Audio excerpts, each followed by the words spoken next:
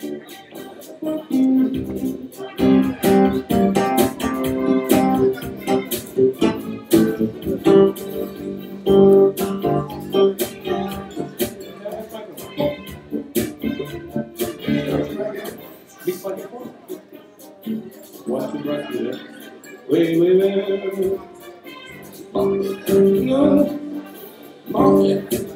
got the potion inside.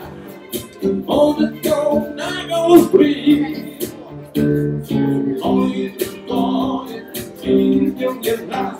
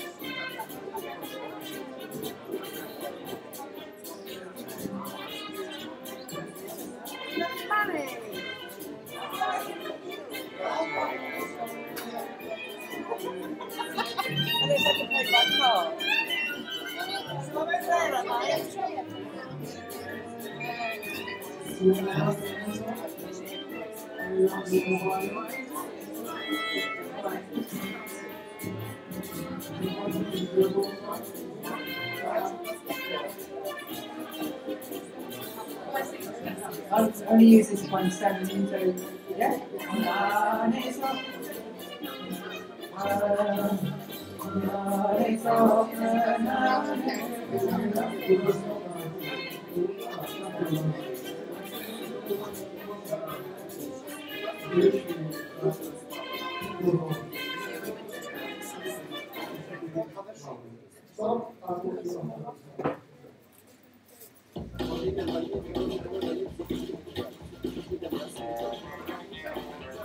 See you later.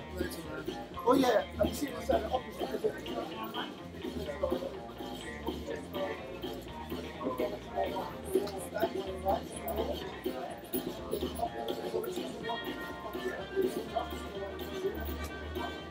So we're trying live streaming, and it's going to be my great quality. The sound will be picked up anyway, but it doesn't matter. Do you A little bit. Okay. This force button in is the button that brings all the screens to availability again. So if you press that once, it brings it to this. If you press it again, that did not work. Basically, I've made this big, and even though it's my own computer, I don't know how to make it small. Anyway, the point is, if this sound bar speaks, Oh, you're playing this? Okay, it's fine. it's going to be much quality. This is all me. No, it's you play. Is this the soundtrack to this? No, this is the live streaming of the event. Oh no, I meant where's the sound coming from?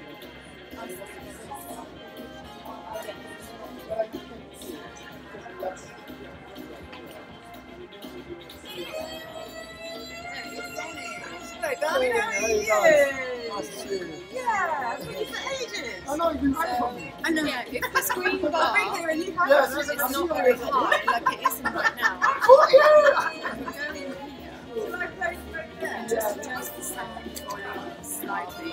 That adjusts. A little practice to get from screen Yeah, to have a screen. practice, and then the program that you want is this wireframe. So you bring it back up, and you see if the bar is too high, then it means the sound has to go down. So you go back into that.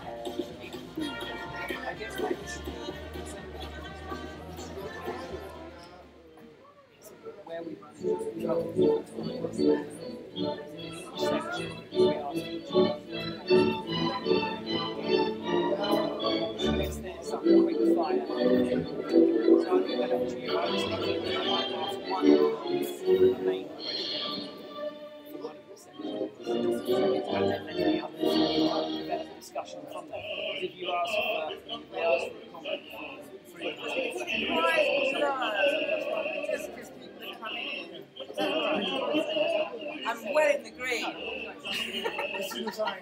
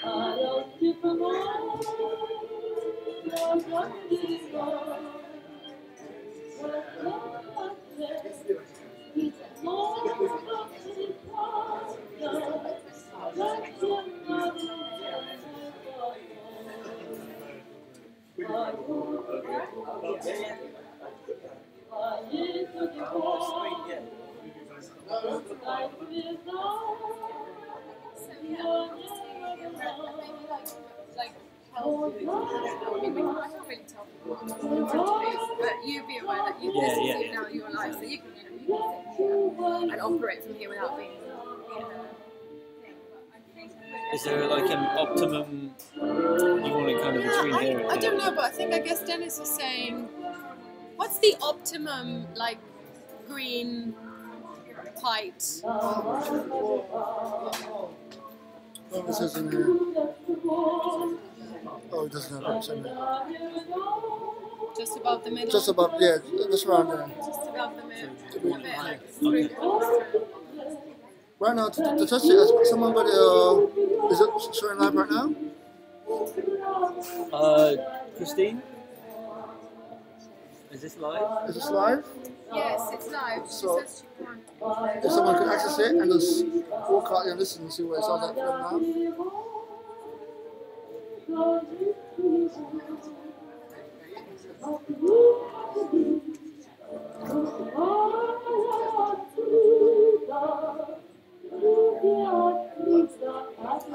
Actually,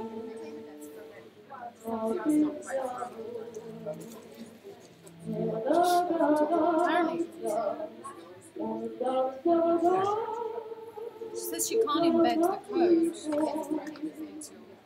I can't help with that. Where am I going to stream it?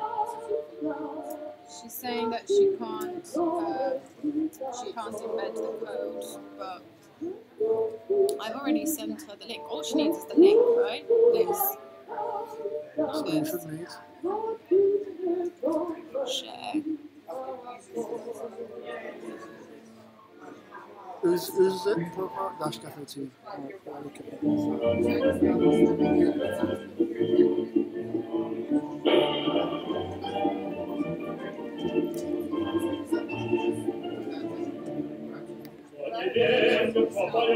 She Yeah,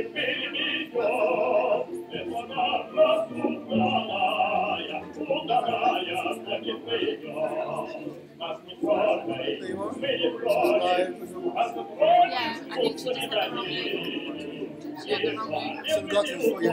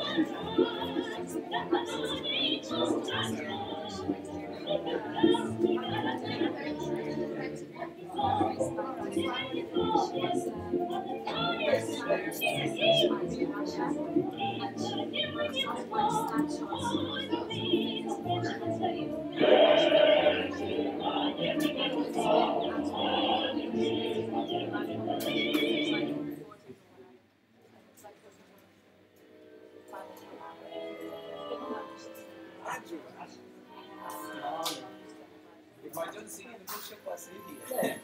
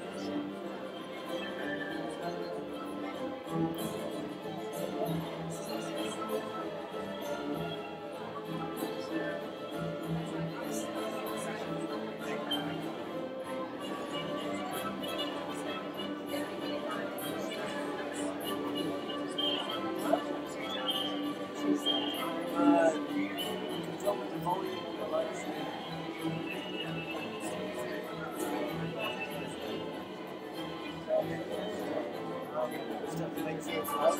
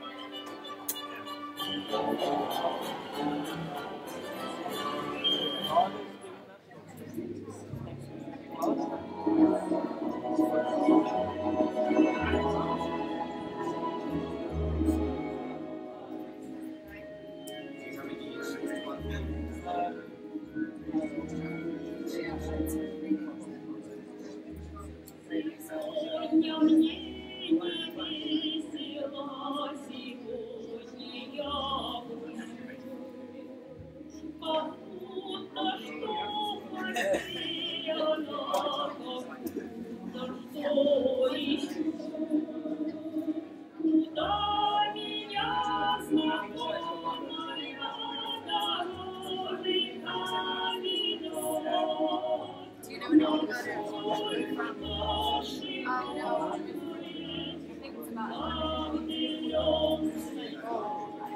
I mean, I can just. I'm not sure if you know. I've never.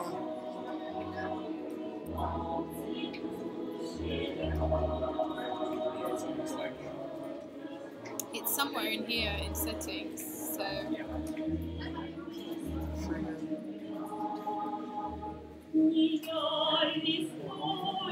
So this is us. Live dashboard. Somewhere in here. Advanced setting? Advanced settings. Thank you. See, I didn't I'm see just that. That's the one. That's the one here. Allow embedding, but I'm not allowed because I don't have monetization. I've told her this Oh, already. so whoever's got it as.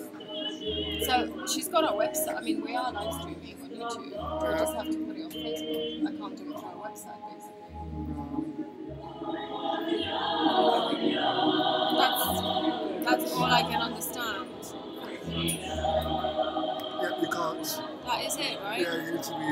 You need to confirm each transfer in live streaming. Yes, that's streaming, blah blah. Yeah, you've got to have a approved AdSense account. That is it. That is it.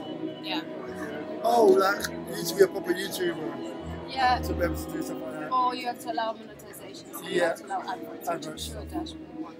No. So it's not going to work through our website. We're still live streaming. We can put it on social media. I think at the end you can save it, right? Yeah. So Yeah. yeah, save it and then just put it on after. Yes. Thank you.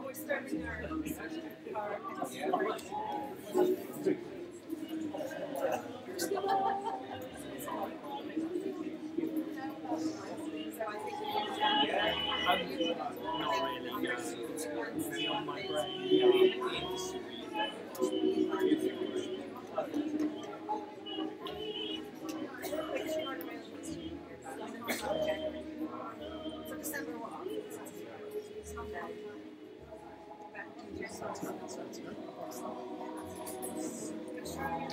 Yeah, well, what's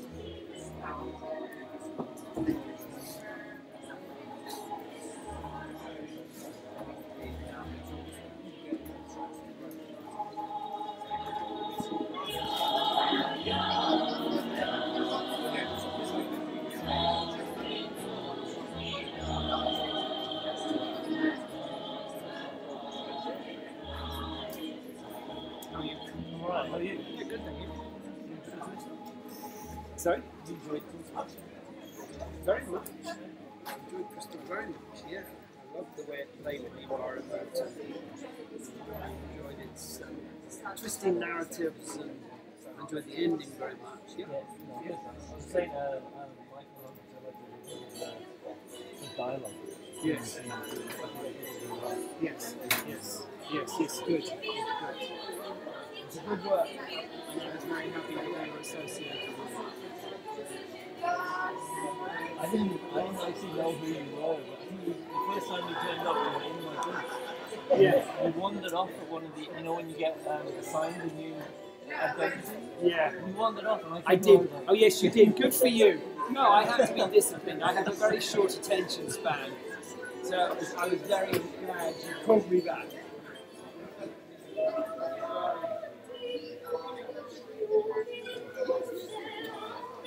he did extremely well.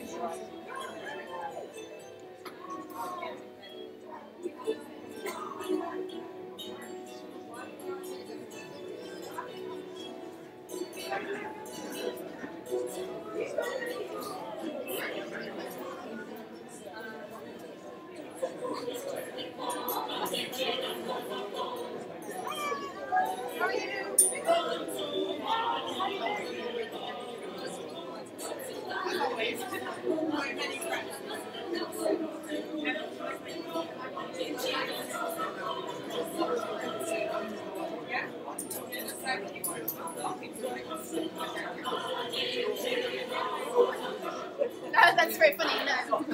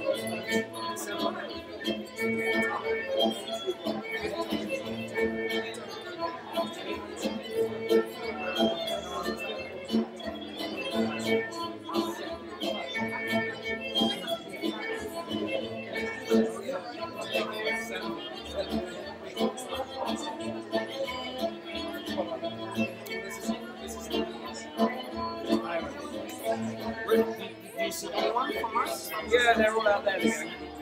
I'm outside. Just there, that gang just standing there.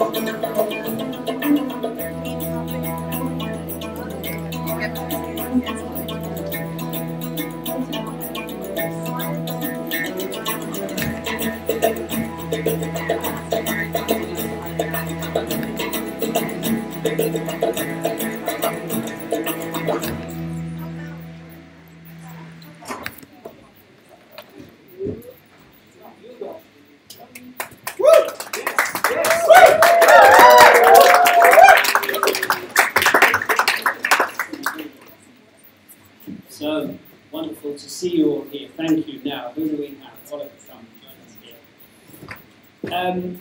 So, a very, very warm welcome to another Dash Café, but not just another Dash Café.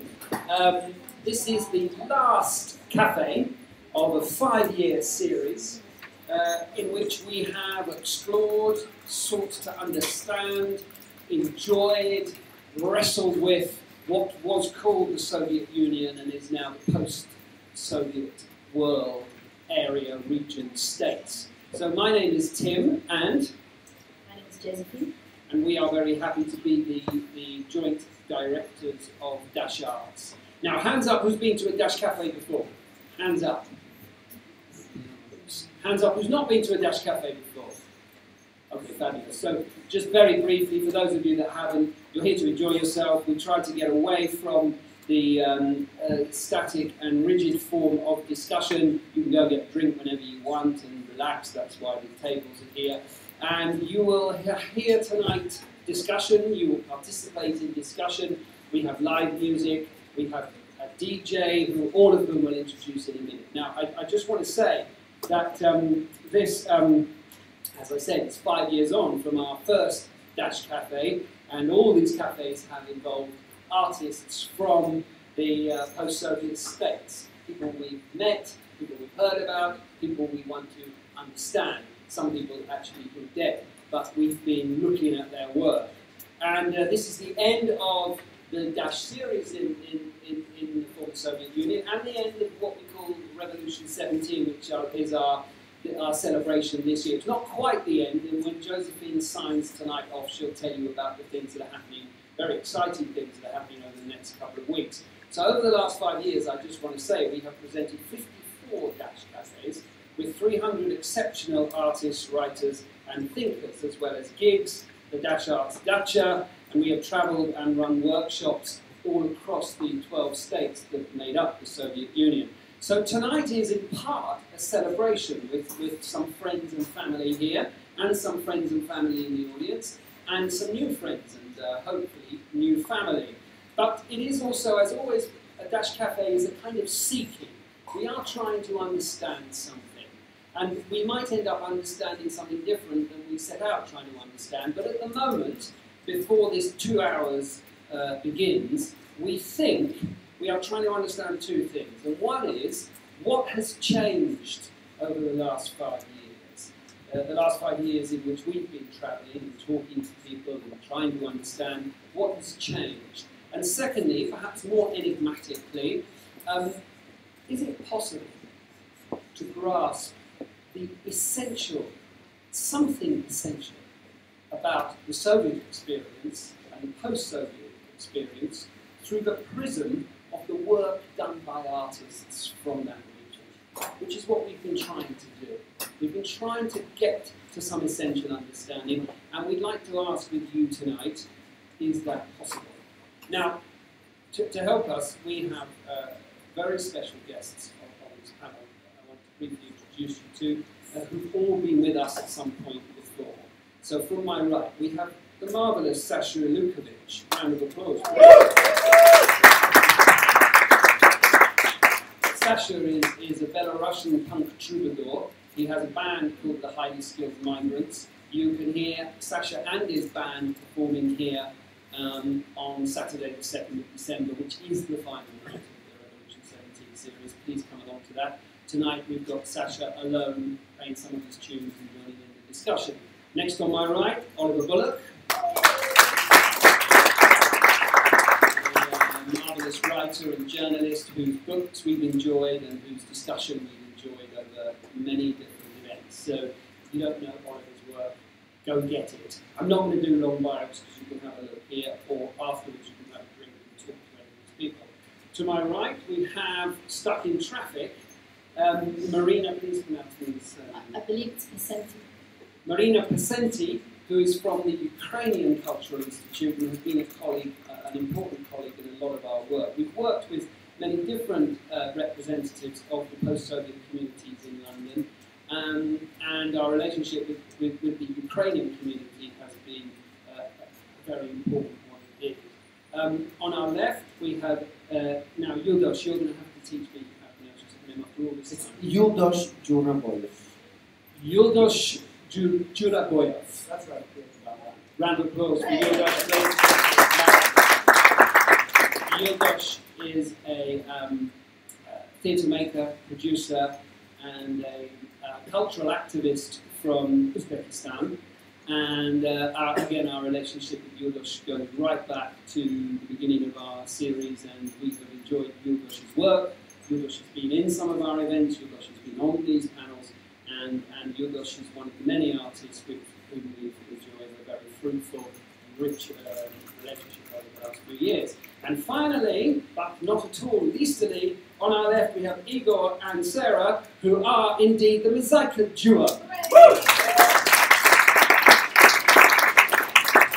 MAZAIKA has played for us exactly or almost exactly the same amount of times as Sasha has played with us, which has been joyously many times over the last 5 years.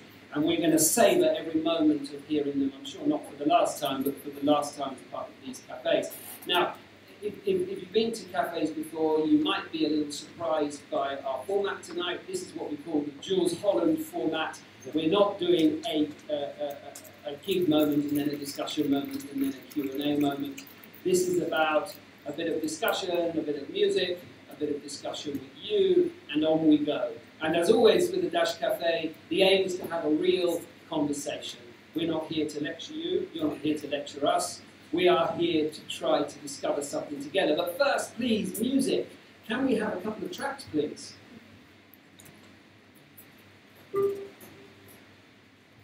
Okay. We'll start with the Russian song. Two guitars, three guitars. It's a traditional Russian gypsy song.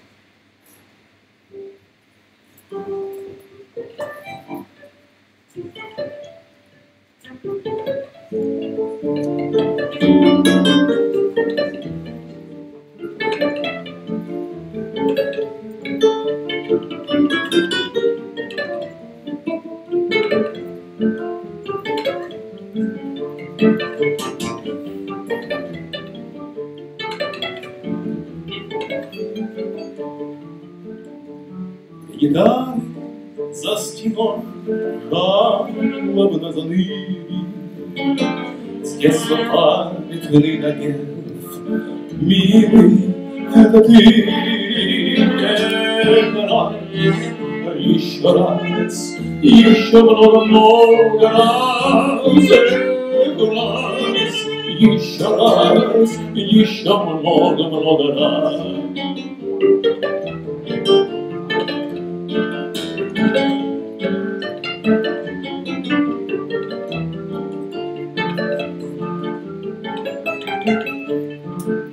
Почему, да почему на глазах слезинки, это просто ничего.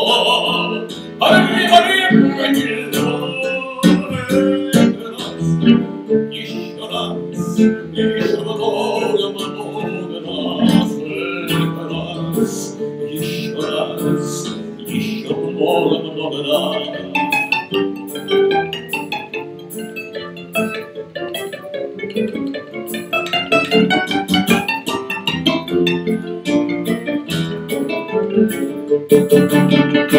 Поговори, кто ты со мной, подруга, с веселом моя, сердца, казаки борода, а ночь самая умная.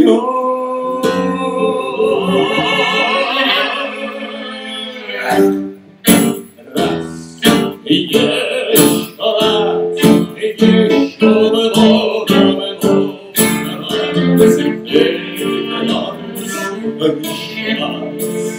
Еще много,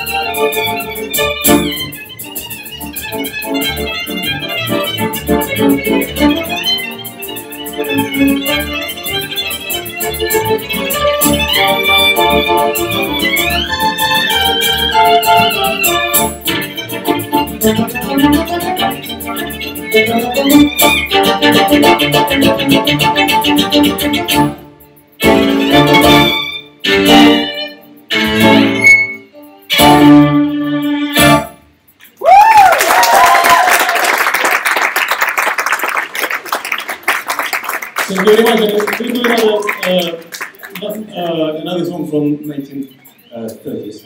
У самовара, actually 20s, actually 20s. У самовара я и моя Маша.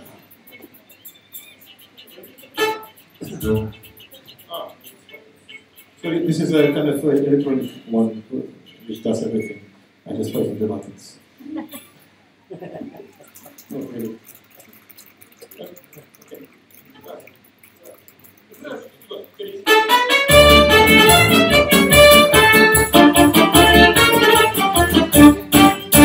Ночь снежная, а у меня на сердце лето.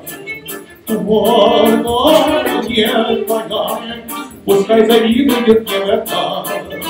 Глубиной верне, побыть скорее, если дойдете не. Темная ночь, кроет тетенька, да с насыпой петочка. У самовара я не понимаю, а на дворе совсем уже темно. Как самовар летам кипит размаха, и вместе смотрит ласково в окно.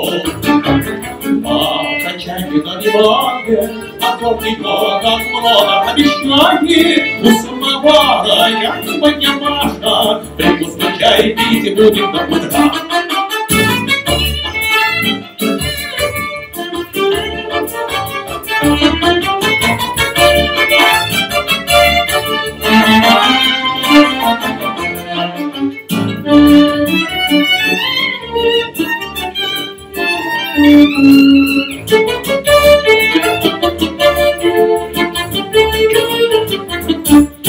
У самовара я не понимаю, а на дворе совсем уже темно. Как в самоваре, да, без размаха, и вместе смотрит ласково в окно. А качайки на диване, а тортика так много обещаний. У самовара я не понимаю, прикусный чай пить будем до утра.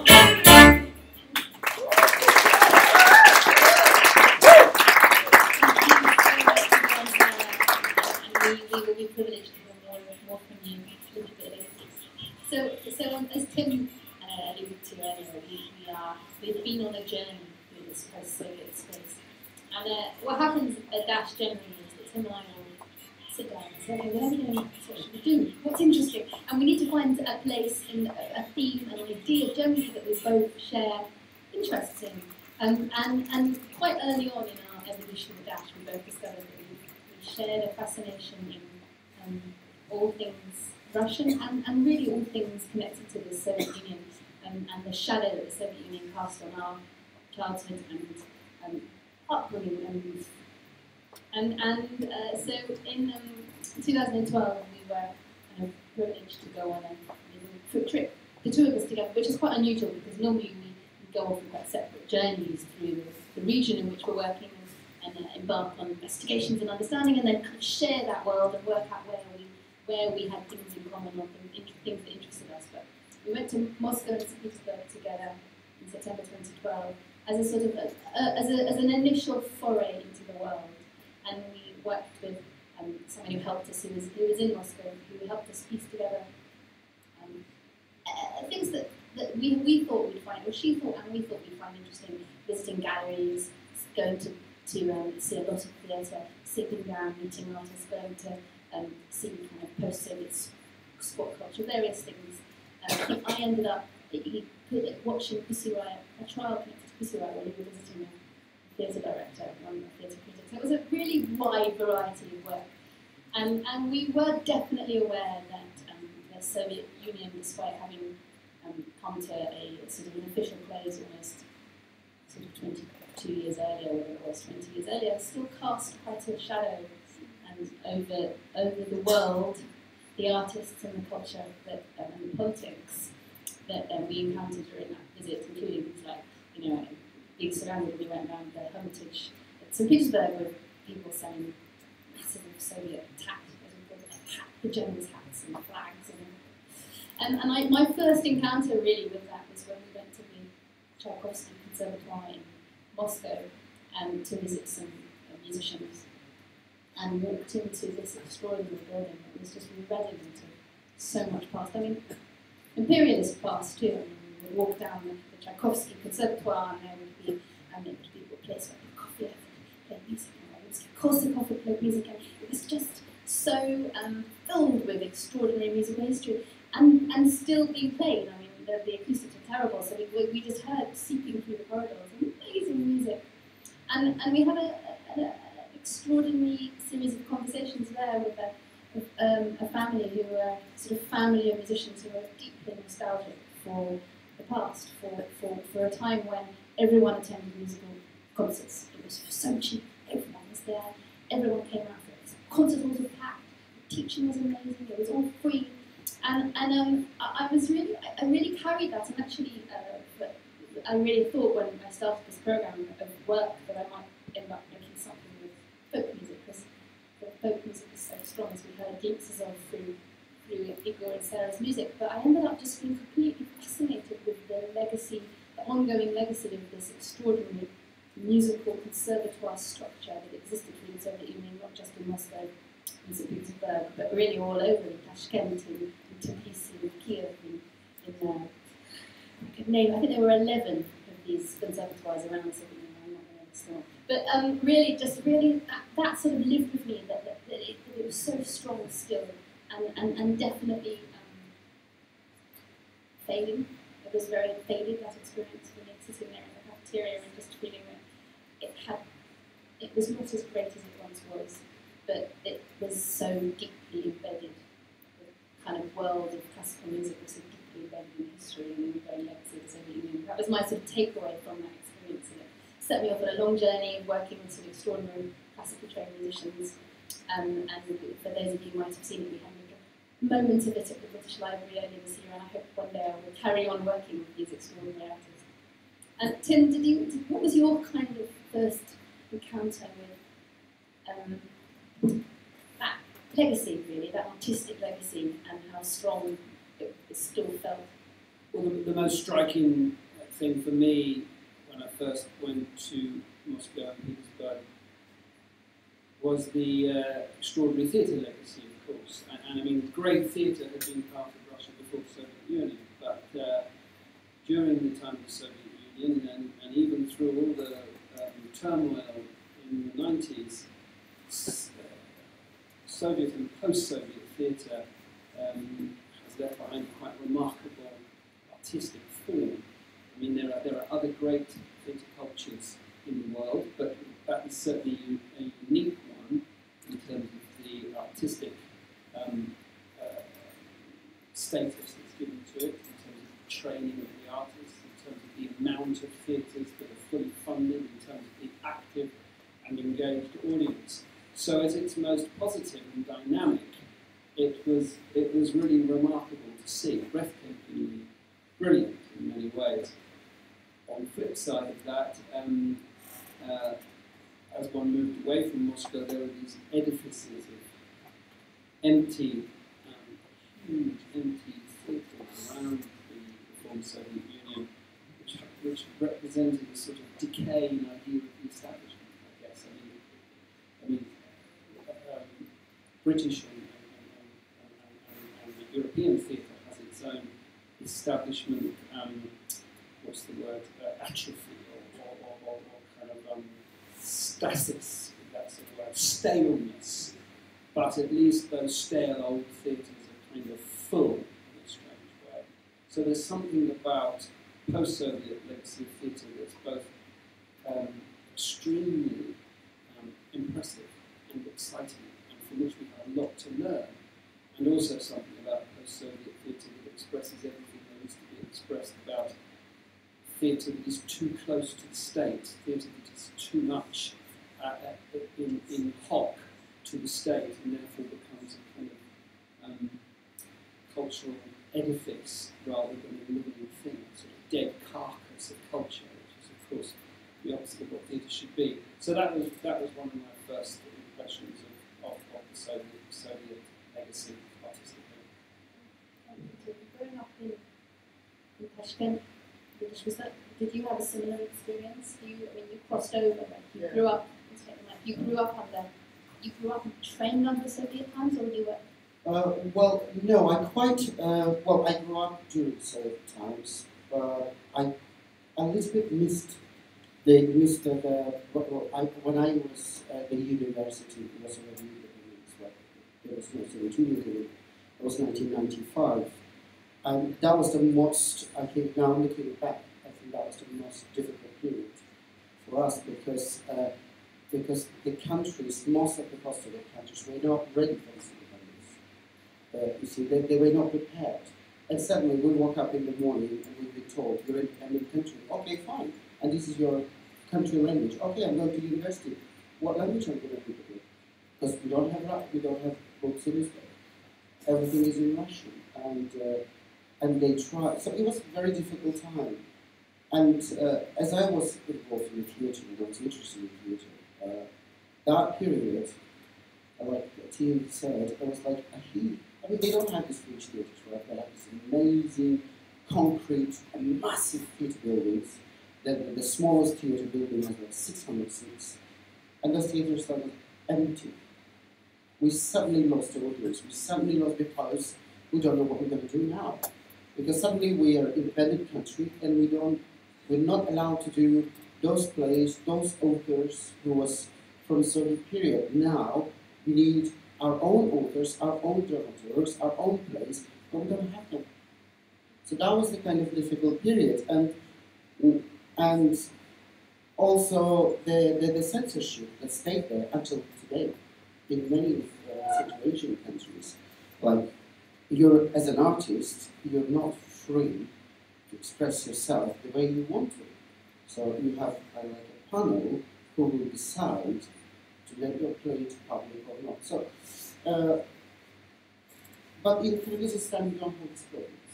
I worked recently in Osh State in Kyrgyzstan. I staged the Richard III by Shakespeare in 4 languages at the same time. It was quite interesting experience.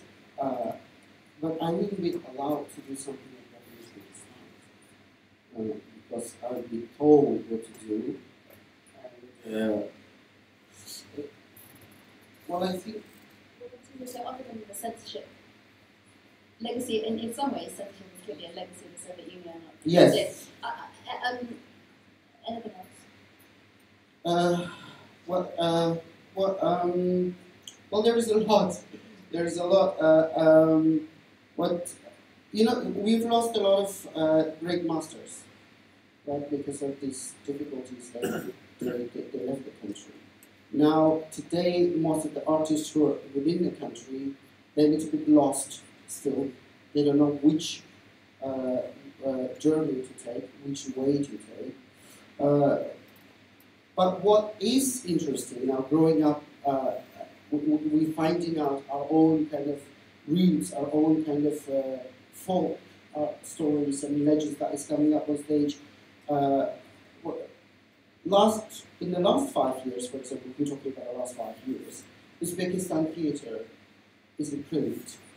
Now, I've been in Uzbekistan in March last year, and in the capital city, most of the theatres, you can't get a ticket on a 7-day show, which is impressive. 5 years ago, that wouldn't happen.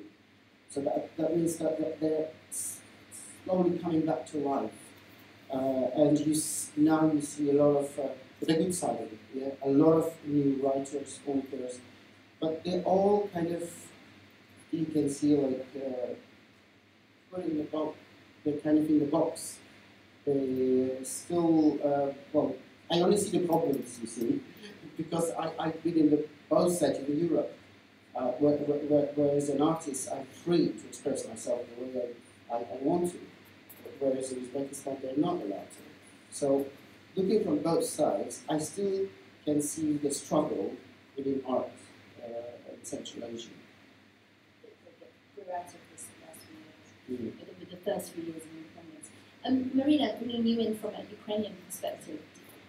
Hello, thank you so much. I'm sorry about your difficult journey. You were introduced in your absence. The empty chair was introduced. Sorry for being here.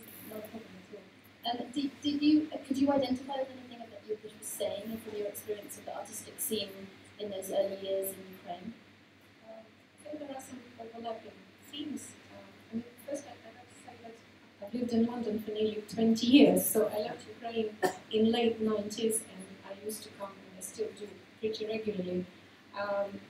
But some overlapping themes in a sense that, yes, there was a sense of a void after independence, like how we are going to produce all that content. And I think in the Ukrainian case, partially there was a big bulk of material from Soviet times, but it was sort of towing the party line. You know, it was sort of Soviet culture of production, but approved from Moscow. And some of it carried on, you know, playing some folklore opera, Natalka Poltavka in Kiev Opera House, etc. That carried on for quite some time. But then a new generation of artists started cropping up. Again, the folk scene is still very big in Ukraine. I think it's thanks to Dash Art that London discovered Dacha, which is basically heavily based on ethnic material, but beautifully reworked with using music from many other cultures. But I mean, summarizing 20 years is quite difficult. But when we talk about the last 5 years, I would really say that there's been a true creative outburst in Ukraine across many industries: theatre, music, publishing, literature, etc. And I think, of course, partially it is prompted by what's been happening in Ukraine, the Maidan uprising in Kiev in 2013-2014, and then the annexation of Crimea and then the war in the East. Obviously, these are major events. The war is ongoing, so they are leaving a huge impact on the arts. I would say barely any artist in Ukraine can just walk away from those themes. But the positive thing is that they prompt the intellectual milieu, the artistic milieu, to reflect on things which have previously been ignored. So things on national identity, what it actually means to be Ukrainian, and also things about memory. That's a huge, huge theme in Ukraine at the moment. Not only Soviet past, but even going further away, it's kind of called deconstruction of how we used to consider history before, because the way we used to view our history was actually largely how it was in the canon of Soviet history.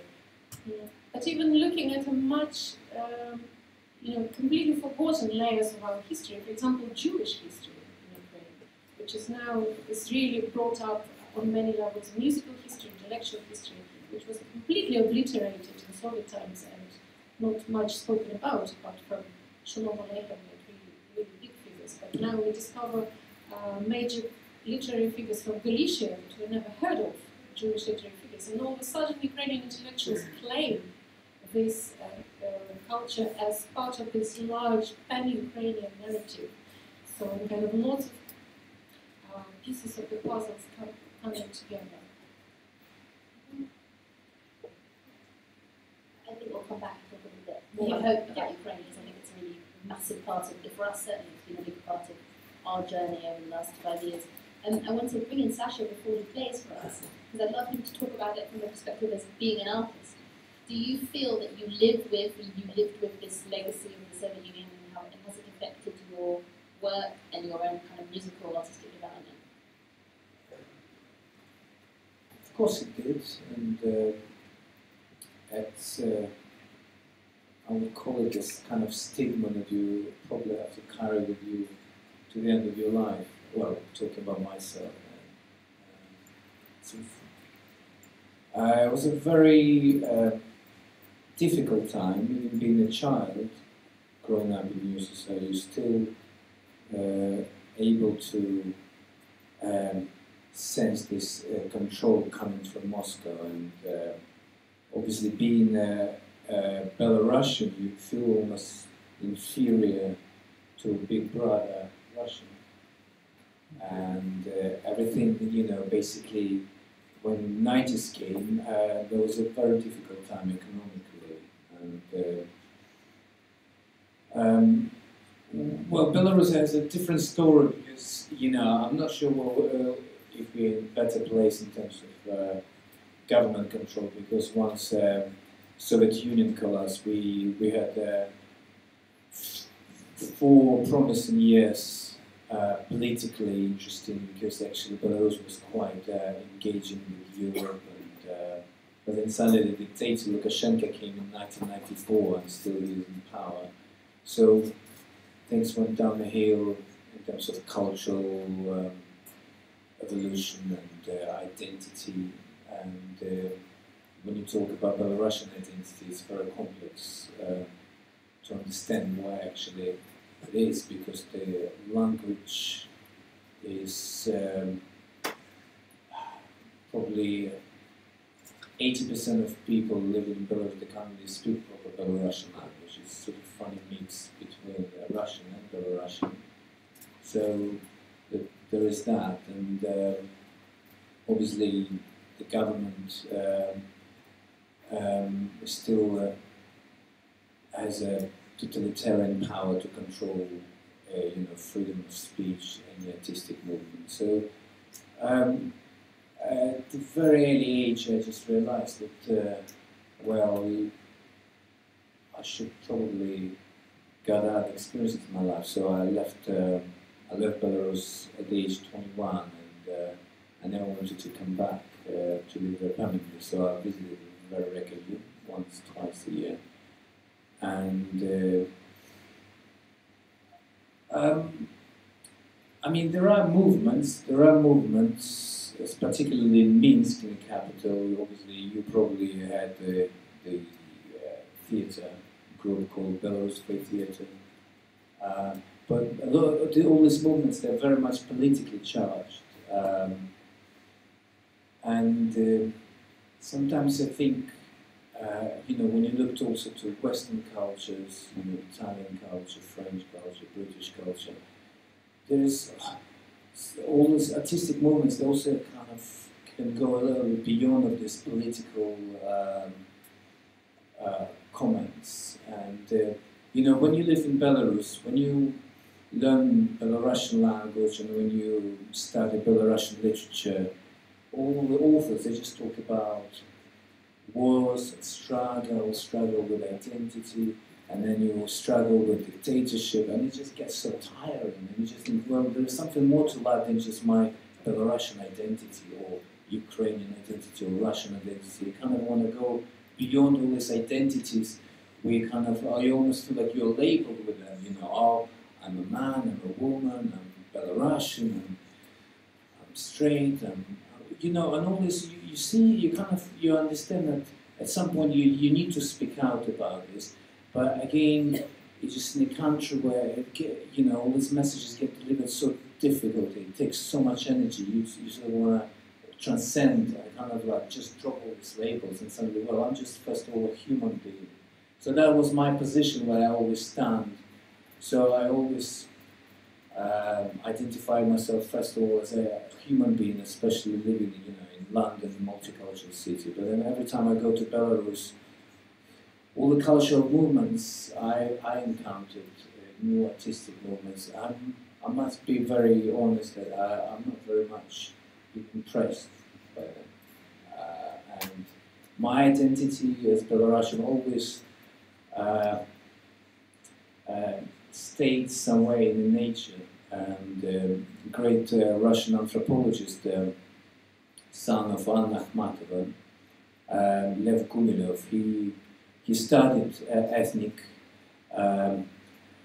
groups of ex-Soviet Union, and also he came out with this great idea that identity actually becomes with the environment, the natural environment, and this is where we should look more into, rather than, all the political movements, discrepancies, they actually separate us, and this is what's been happening in the post-Soviet space. So, yes, so this is where I always stand.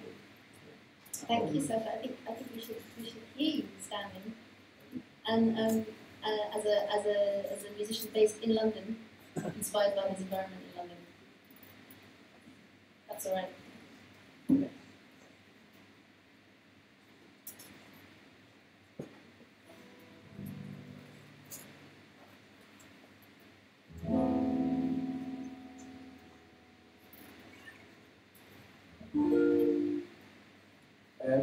So when you travel in that part of the world, I often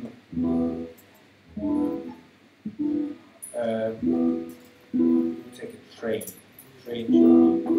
So I've done a few train journeys across Ukraine, Belarus, Russia.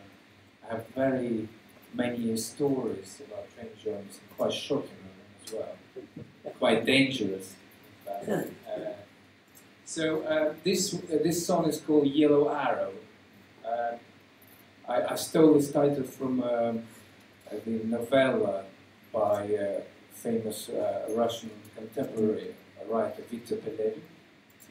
It's part of my ongoing project, Lessons of Russian Literature. So this song is sort of about the train journey that becomes just a life. So you can help me.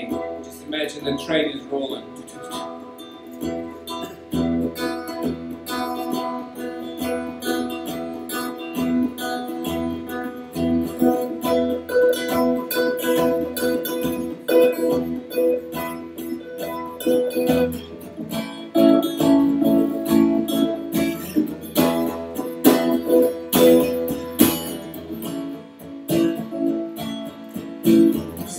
окнами спальных вагонов.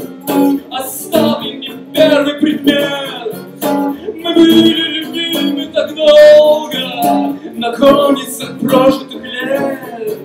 И так бы ни те, ни эти, но все это скрывает игра на первых страницах в газете о том, что кому-то пора. И это странный вокзал, откуда мы едем, никто не сказал. Куда мы приедем, и страх не буди, ведь каждый в ответе, а там позади мы невинные дети. Движение в сторону света, далеко, как шелковый путь. Там чахнет какая-то света, и совести негде вздохнуть. Оставим, как леность поверья, и не знаешь неистовый трюк, когда открываются двери, а там все грохочет вокруг. И это странный вокзал, откуда мы едем, никто не сказал. Кому мы приедем, без страха не буди, ведь каждый в ответе, а там позади мы невинные дети.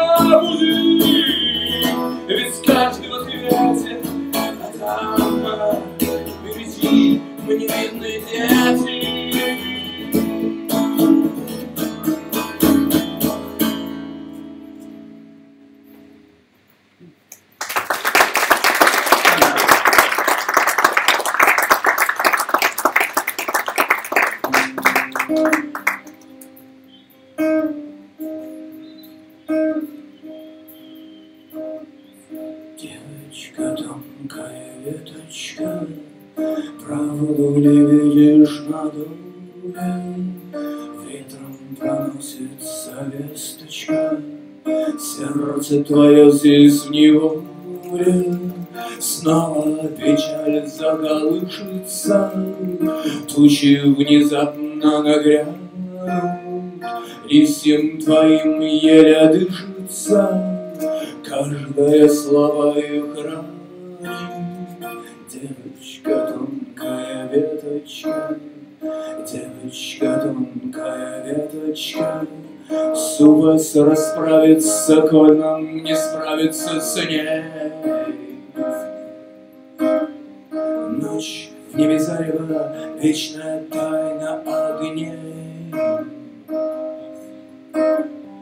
Девочка, брачная песня, призраки волчьего брата бросятся вскоре в нас, если ты не вернешься обратно. Стала разлукой невестой, воем до солью венчаю, в лаврах Юдоли нет места тем, кто дышит в нас нечаянно.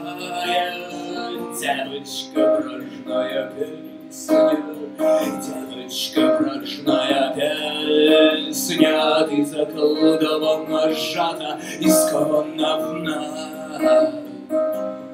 Пламя дрожит, не погаснет еще один раз.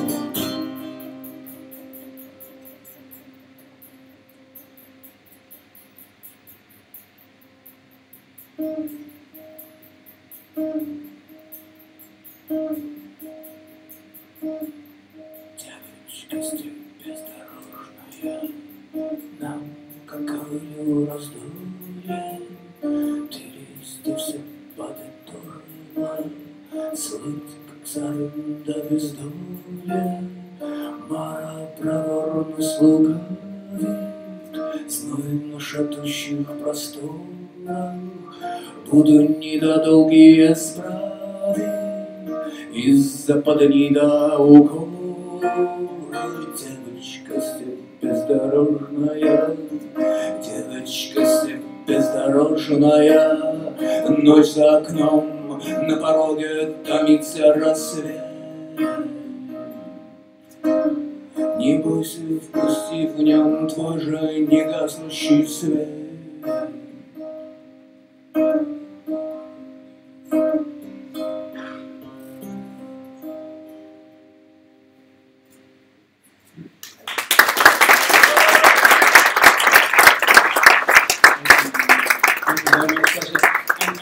I just want to say, we might repeat this, but definitely worth plugging in the middle. We said at the beginning that tonight's about reflection partly, and it's also about seeking some answers and some more understanding and learning. But it's also about celebration. So if you did have any plans for after this discussion finishes, for after about 9:30, then cancel them, because we've also got another great friend of ours and family member is the wonderful DJ Penny Metal. Give a round of applause. She's behind the bookstore. She's selling books, but she will also be spinning some unique tunes from the Soviet space, which if you've not heard the set, you've got to stay and hear that. The tables will be cleared and dancing will commence. So just keep that in mind. Okay. Now, I'm very happy to share with you, without shame, the fact that in one major way, these 5 years of journey in the Soviet Union, former Soviet Union, was for me personally a failure, a rather great failure in this particular way, because when we had done our previous big journeys, for me personally as a theatre maker, one of those journeys had been a 3-year travel in India, during the course of which I had decided to create a production of A Midsummer Night's Dream, which we created with artists from all over India. In our second big journey, I spent 3 years creating a show in the Arabic-speaking countries, and the show that we created then was the 1001 Nights, the great folk classic of the Arabic-speaking world. So when it came to our journey, after Josephine said, as Josephine said, we went in 2012 together, and then we both just started to build projects. And for me as a theatre maker, it seemed very clear what I had to do, which was to make a show with artists from the former Soviet Union, from across the different countries of the former Soviet Union, in a multiple of languages, to make a show that directly confronted the experience of the Soviet years. That's exactly what I wanted to do. I knew it would be an epic work, I knew it would be a difficult work, but I met so many great artists out there that I was ready to work with. Writers, designers, actors, of course, musicians, composers, producers, theatres.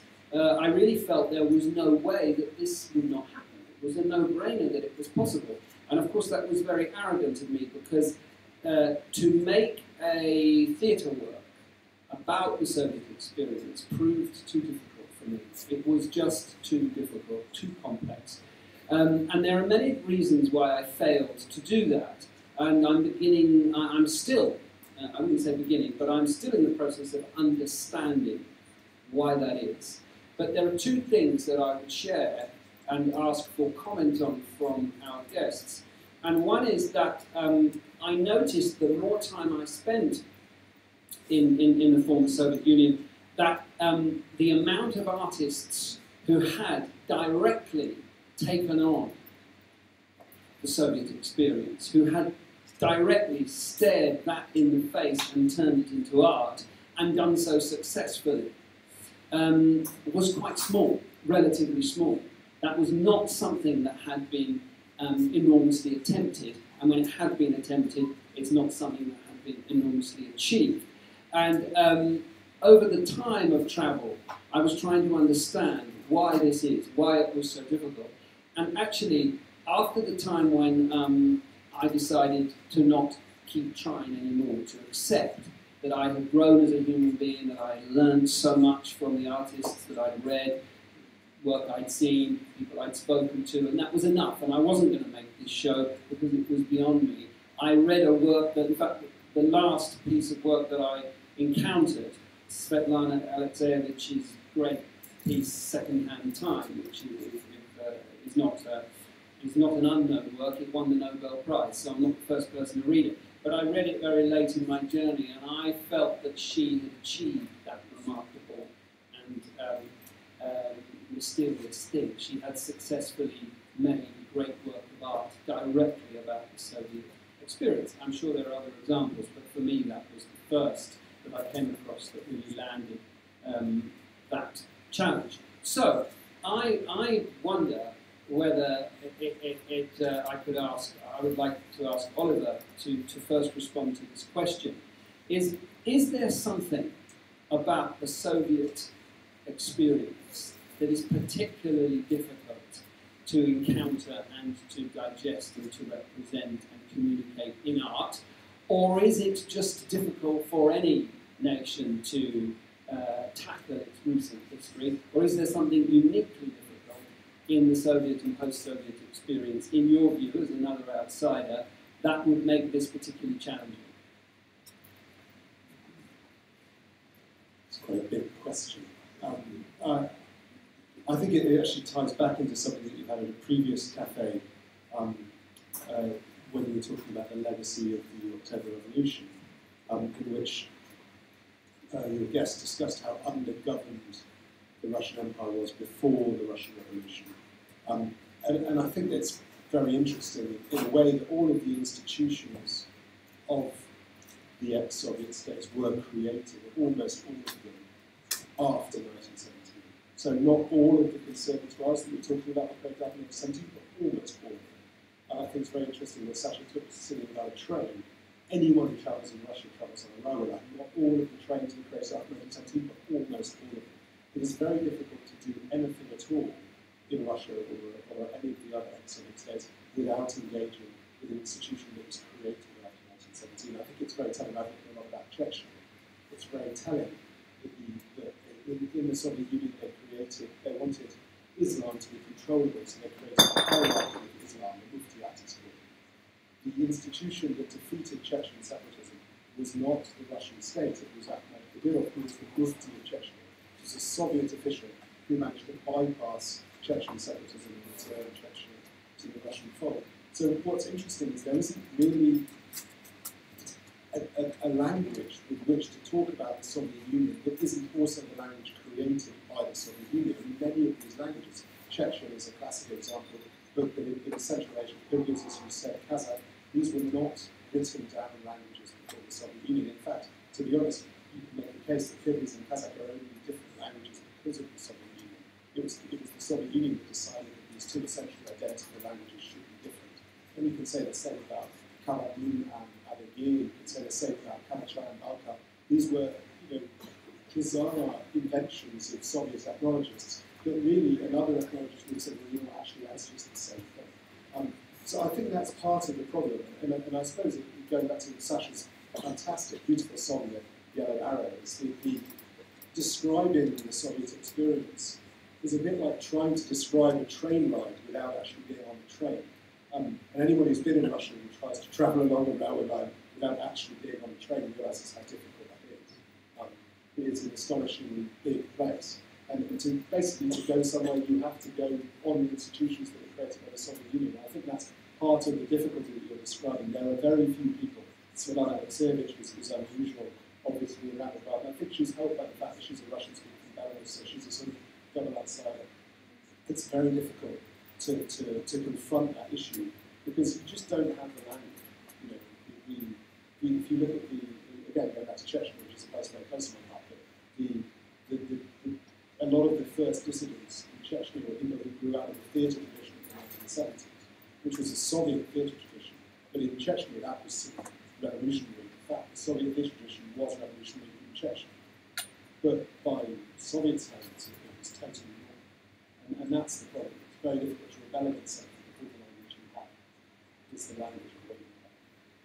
Thank you. And I, speaking to theatre artists in the former Soviet Union, I was given a similar answer time and again to one question I had, which is that the theatre, the radical theatre work of the post-Soviet Union is work done by directors and actors and designers on classic works, that it's classic theatre that is the radical theatre. There is a very exciting new writing theatre, but it's relatively small, very small relatively. And I was asking why this was, and one answer I was given is that during the Soviet years, the audiences stopped believing in new plays. New plays just didn't tell the truth during the Soviet years. They were about family and marriage and nostalgia and some things, but they didn't tell the truth about the world. It was through the classics that the artists told the truth about the world because they could be coded and metaphorical and so on. That was one answer I was given. But Marina and Yuldosh, I want to ask you from different perspectives, either of you, do you think that there is would you agree that in the post-Soviet artistic environment, artists don't confront their path as much as other artists in other parts of the world? Is that true or not true? Well, yes, it is true. That is 100% true. I agree with that. As you said, they had to use all these classics and, as you said, to code their feelings and their ideas and stuff, because they, as you said, they were all like programmed by governments, by all these institutions, by Ministry of Culture, and then you have this the directors panel and all sort of stuff. So you could only approach to the classics.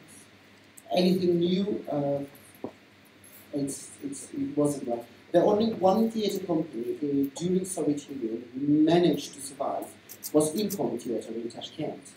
And we know that the tragic end of life of the director, Mark Weil, has been murdered for his views, for his, for his own views and freedom of expression and everything that he tried to make new. So that is was very, very difficult. And today, you see, people are still living in that period because the institutions still exist. They're still there. There's still Ministry of Culture, and a new generation they're kind of lost. Would you say in Ukraine artists have found a way of confronting directly the past? I actually don't see any limits in terms of how Ukrainian artists confront either Soviet period of history or any other periods. As I said, the large project of deconstruction of history is taking place. And if you look at the topics that Ukrainian artists pick up, and I probably would focus a little bit more on literature rather than theatre, because I think in Ukrainian theatre scene there are not so many new generation screenwriters. Natalia Juraboev, who is now presenting the production in London, is a rare exception. So we still see that generation up and coming. And there's still lots of recycling of old materials as it takes place in Uzbekistan as well. But when you talk about theatre, and you look at the topics that, or cinema as well, actually, there's been a real outburst of Ukrainian cinema. For example, several dozen films have been released last year, which is quite remarkable. So there are no bounds. You know, for example, the topic of even Ukrainian 1917 revolution, which is looked in a completely different way in Ukraine at the moment. It's a separate topic, in addition to what Oliver has been talking about, or talking about the Second World War. or Ukrainian insurgent army, for example, or dissidents in Ukraine.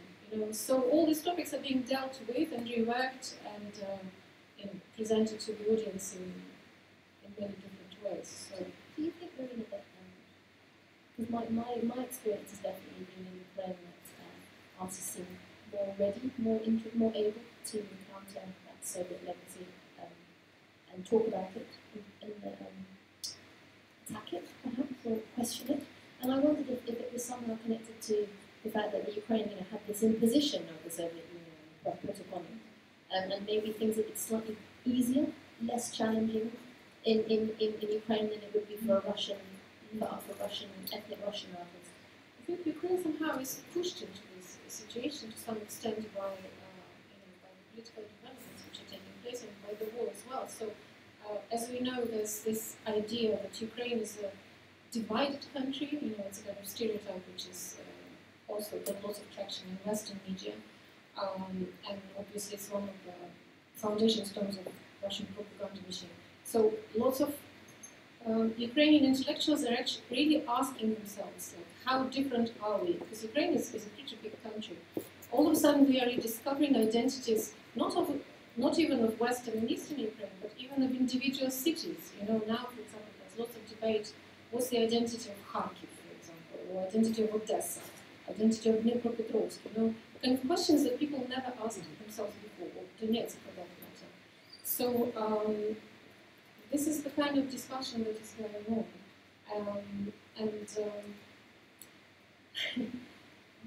You know, there's been sort of like a natural development intellectual people.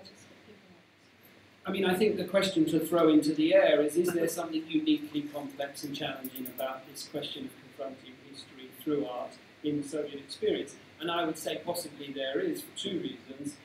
One is that the history itself is so complex, so deadly, so much can be viewed from so many different perspectives because so much happened in such a short space of time. But also the artistic process was interrupted so brutally. So artists were not able to take from one to the other and pass on in a natural flow what he did or what she did, because things were censored. We're working at the moment on the great Platonov. And Joseph Brodsky said, for God's sake, imagine what Russian literature would be like if writers had known about Platonov for 60 years. But there was a whole generation who didn't know the work of the greatest prose writer in the 20th century, probably in any language. So what would Russian literature be like now? I mean, this is his perspective. I don't know Russian literature deeply, so I can't comment, but that's his perspective. So that must affect. So I can't be sure, but my proposal would be that it probably is, if not unique, it has its own particular complexities to confront directly the past. Did you find that in other art forms? Well, I was gonna just say I had a very interesting ongoing conversation with a wonderful Russian composer, Alexander Monskov, who I worked with on this Renegade Orchestra, and that was the sort of the output from my restoration of the conservatoires.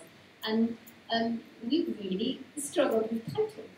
So I tried to find a name. I ended up calling it the Renegade Orchestra. I wanted to call it the Post-Soviet Orchestra because they'd all been through this experience of living through the Soviet conservatoires. They'd all left those worlds and were now working in classical, contemporary classical, jazz, rock, electronica. The one thing they shared was this Soviet experience from their training. And they really, Alexander particularly, was so troubled by being labelled as a post-Soviet artist. The S word was very difficult for him. So we settled on Renegade. But I used to confront him about it because I used to say, listen, he's a political individual. He was every opportunity he has to protest in Moscow against what's going on today, he does. And he does the single-man protests because he can't walk around in a group. He does the single-man protests. He's in court for Serebrennikov. We might talk about Serebrennikov in a bit. He's this extraordinary theatre director who's currently put in the house arrest in Moscow as a theatre maker. And he's there protesting. He's at the courts. But he couldn't somehow bring together this connection between being an artist that was very much in one space and his identity as an individual who lives with the legacy of the Soviet Union in his life. And he felt very clearly that they were two very separate things. And I used to say, I'm sure this is a legacy, coming back to your point, Tim, of not making new work. To me, that was a legacy of the Soviet Union, that in some way you had to separate who you were as an individual and it's a really relevant to survive. Well, this is a good moment. In a minute, we're going to have a bit more music. We're about halfway through our discussion. I want you in the audience to just think. We've got time right now for 2 or 3 pithy responses or questions or observations. While you think of it, and I will come to you first, just while other people gather their thoughts, I want to ask Igor, Igor and Sarah are going to play in a minute. Have you got any preference for Soviet or post-Soviet songs? Which is better, or are they equally good? It's difficult to say actually about post-Soviet because I came here actually to London in 1989. Sorry, I suppose I meant any difference between pre-Soviet and Soviet songs in terms of quality. Quality, they're different. I love it all because it's just different. Basically, different technical expression. Can you characterize the difference in any essential way between pre-Soviet and Soviet songs? Soviet song, pre-Soviet songs depend which they're different. There's folk song, there's Russian Romance tradition, which is quite classical, you know, in a way, and even Soviet songs, they're quite classical in a way. They've got like slightly different touch to it, and it stays that way probably for a long time. And just when rock music came about, this stuff changed very drastically. Yeah, that's why I mean one of the songs I decided actually to do one. Superb, thank you. So in a minute, if you could at least give us some taste of what you mean, and we'll get more from you in the discussion later. So while you get your thoughts ready, a couple of things from the floor. In the front there, yes, we have a microphone for you. Please do use the mic, because although it seems like a small space, it's not an easy space to be heard in. So please, either an observation or a question, and quite pithy, if you would.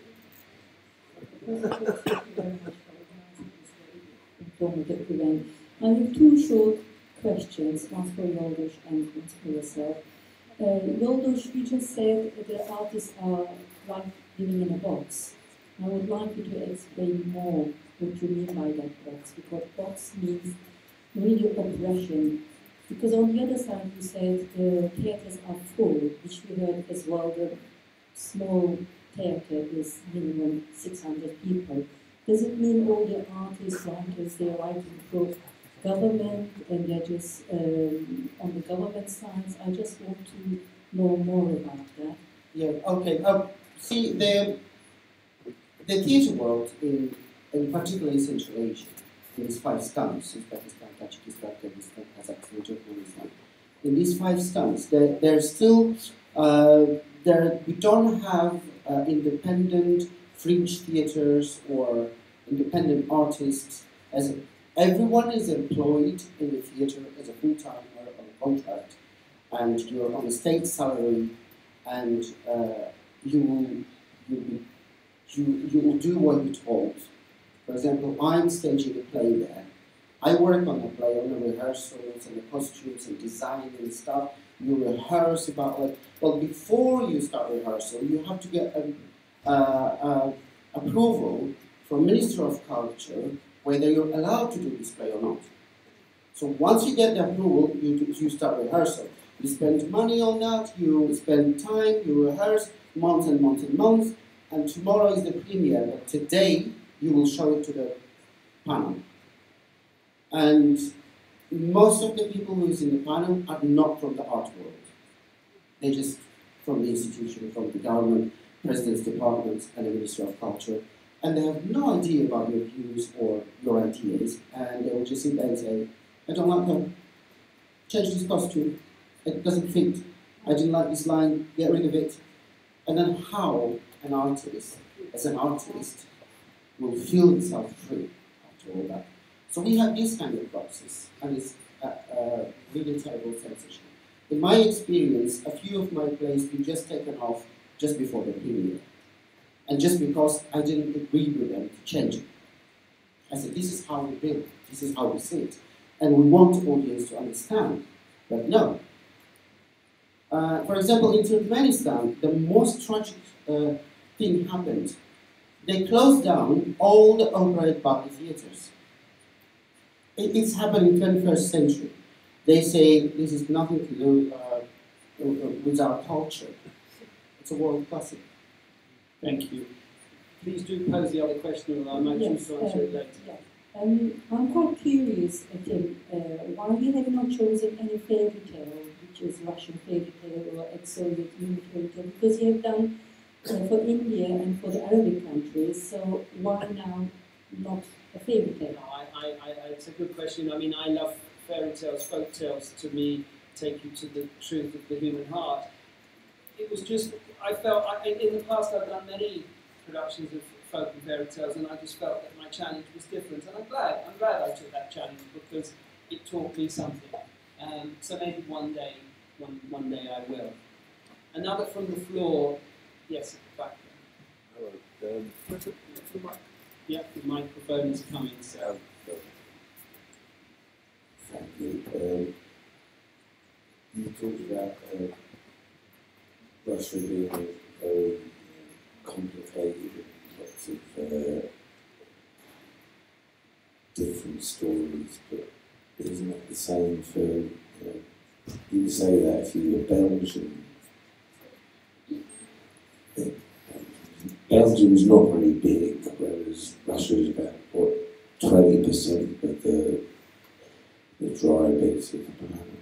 Okay, yeah, it's a very good question. All I'd say in answer to that is my question is not so much which is the more complex history, it's just that what is it that has made making work directly about the Soviet Union difficult for post-Soviet artists? And I'm just guessing what that might be. And I might be well off the mark. That's all I'm guessing. I think there could be many different answers to that question, of which the relationship of the present government in Russia to making art might be another one of the answers. I don't know. You just carry on. You do. That might be the answer. Maybe they don't want to. Maybe they don't want to make work about the Soviet Union. Absolutely. Were you going to say About Belgium? Yes, it might be. I I've never asked. I don't know how many Belgians challenged this. I don't know. I don't know, but I've seen quite a lot of Belgian work. But who knows? This is not a scientific observation. So let's have somebody else. I think Luxembourg would have something. We can talk more about this afterwards. It is a very good question, and all I'd say is that I met many post-Soviet artists out there who wrestled with the same question. But it's one for later. One more from the audience. Yes. Thank you so much, guys, for organizing. My reaction was, it's also like, it's threw them all, no? All the intellectuals, they went down the road. That's my general feeling about Russia. Well, I think I tried, maybe you said it much clearer than me. I did try to say that something crucial had been snapped. And they keep exporting all the intellectual guys, like they're not in Russia anymore. Everybody's somewhere else in Europe, or they're thinking not where they should be thinking. There's certainly a challenge in the lineage of artistic practice, for sure. Thank you very much. We're going to hear much more from you folks later on. Well, I would say, I think it's important to recognise that throughout the 1960s and 70s, the dissident culture was maintained, particularly in Georgia and Russia and Ukraine. And those people managed to survive and produce extraordinary work. So I don't know, there's a continuity that goes on throughout. And it does still exist today. Yeah, of because course. we come to extraordinary artists, not just in Moscow and St. Petersburg, but in Krasnoyarsk and in Ekaterinburg and outside the cities. But I guess in terms of theatre, to be really simple about it, there is not and was not a tradition through the 20th century of producing work about the here and now. And there was before the Soviet Union. I'm not here to knock the Soviet Union. We never do that. It's just a pure fact. Who's the most famous Russian playwright in history? Chekhov. What did he write about? He wrote new plays. He'd be on at the Royal Court if he was British living now. And that tradition was not sustained through Soviet times, for whatever reason, in the theatre. The artists moved away from doing that or being able to do that. And I think that's just something worth contemplating in terms of the organism of an artistic history. I guess that's all right. That's the only thing I can confidently say, because it's sort of true, I think.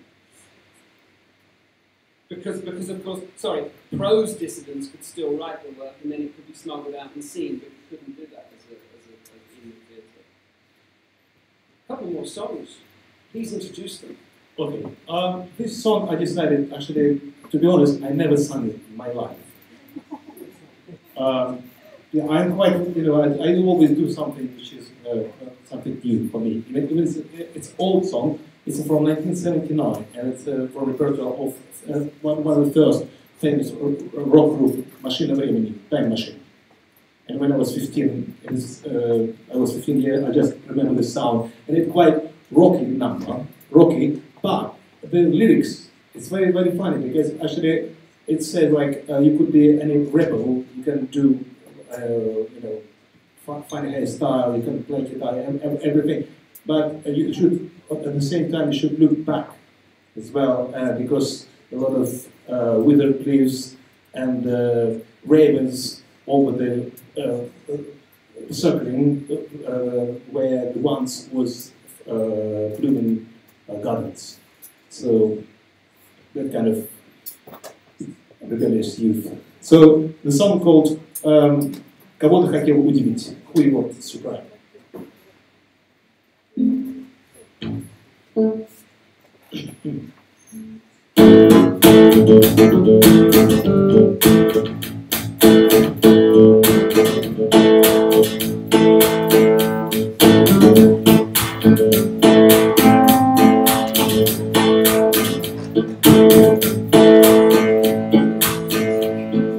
Можешь ходить, как запущенный сад, а можешь все наголо сбрить. И то, и другое я видел не раз, кого ты хотел удивить. Ты верил в гитару, Петлов и цветы, мечтая весь мир возлюбить. Но все эти песни придумал не ты, кого ты хотел удивить. Скажи мне, чему ты рад? Постой, оглянись назад. Постой, оглянись назад, и ты увидишь, как вянет листопад, и вороны кружат там, где раньше был цветущий сад.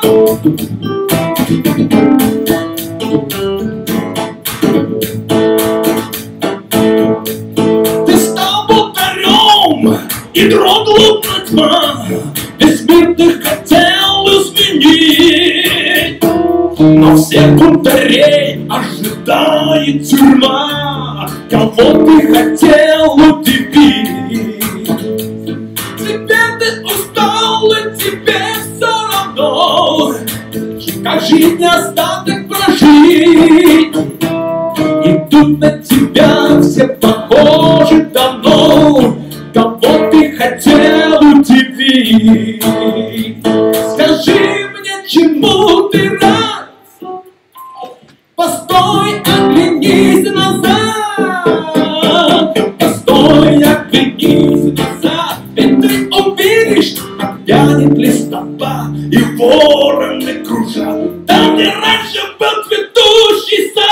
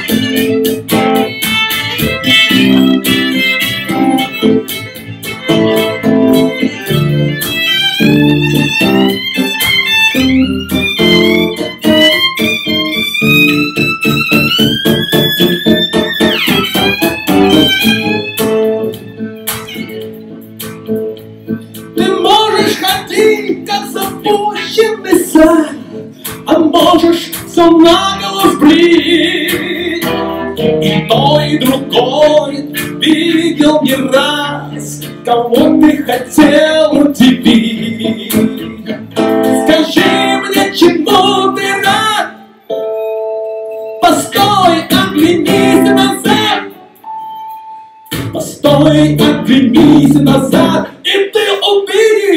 Вянет листота, и вороны кружат, там, где раньше был цветущий сад.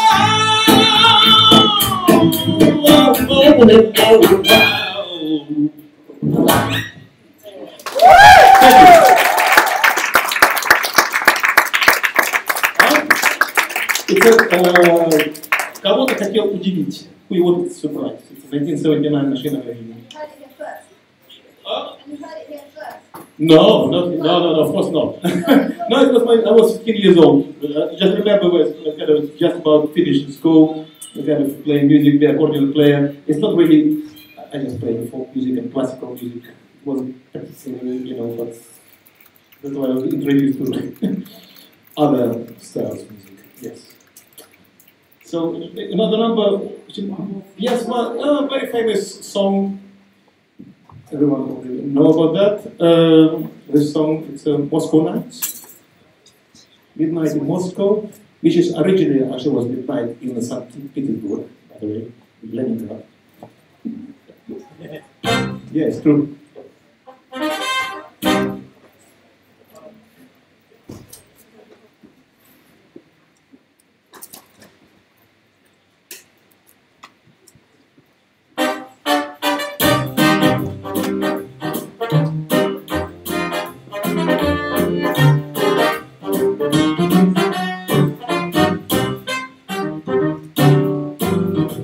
Слышны в саду даже шорохи, в соке замерла до утра.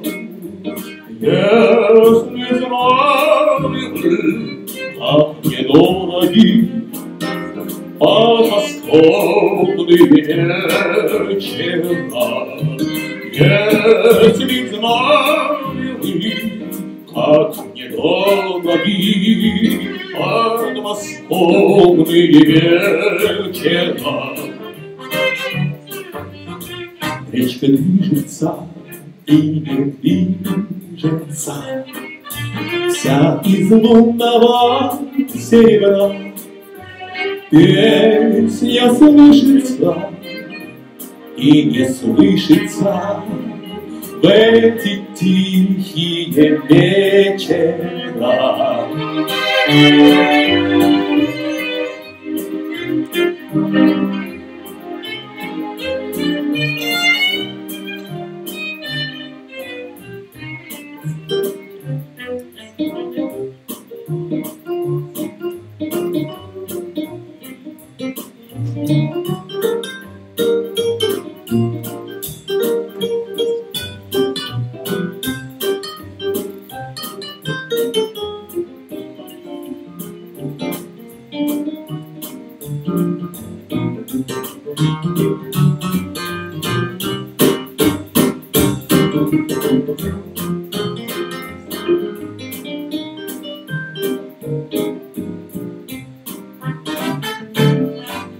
А рассвет уже все заметнее. Так, пожалуйста, будь добра, не забудь ты эти летние подмосковные вечера.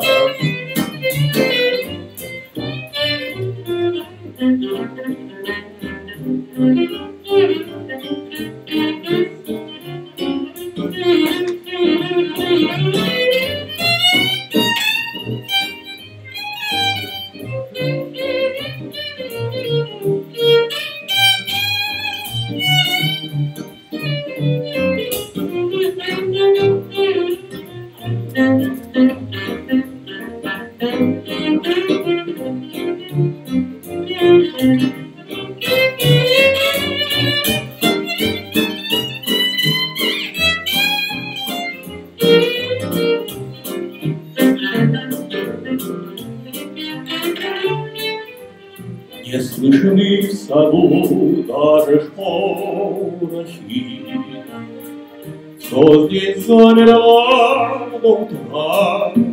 Если знали вы, как мне дороги подмосковные вечера. если тьма любви от мне дороги. Подмосковные вечера.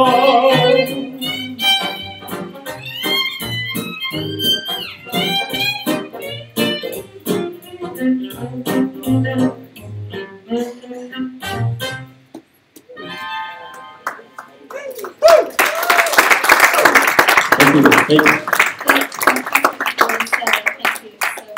It's such a joy to share our journey over the last 5 years with you both. Thank you.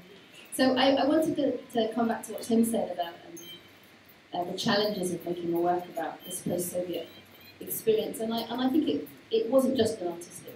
It wasn't just the artistic challenges that we faced. It was also kind of the political challenges changed a lot for us over the last 5 years, and it was interesting because we just emerged, as we moved in 2012, we just emerged from a sort of similarly long journey working with artists from across the Arabic-speaking world.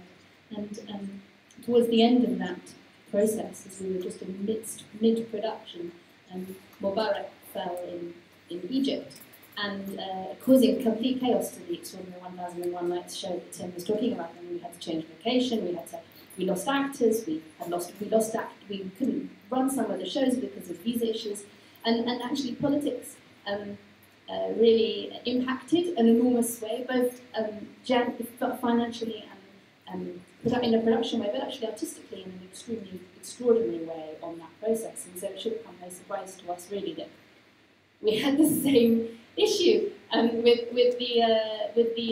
this journey, because in late 2013 the Maidan started, and in 2014 there was a terrible massacre in the spring in the Maidan, and I happened to be in Kiev shortly after the massacre, as the Maidan was still full with tanks, and the experience was so raw, and it was extraordinary for me to encounter it. I remember one meeting, I was walking around the Maidan with this young girl who was my guide, just sweet young girl, and then she was pointing at all the sights of the Maidan. She went, just over there behind the merry-go-round.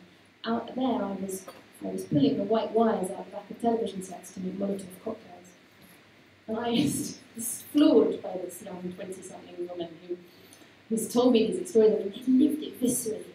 And it did impact on our work, and it impacted enormously on our experience. But as I realised, as I went through, we've been on this journey over the last 3 years since then, 3 or 4 years, and we've run amazing cafes with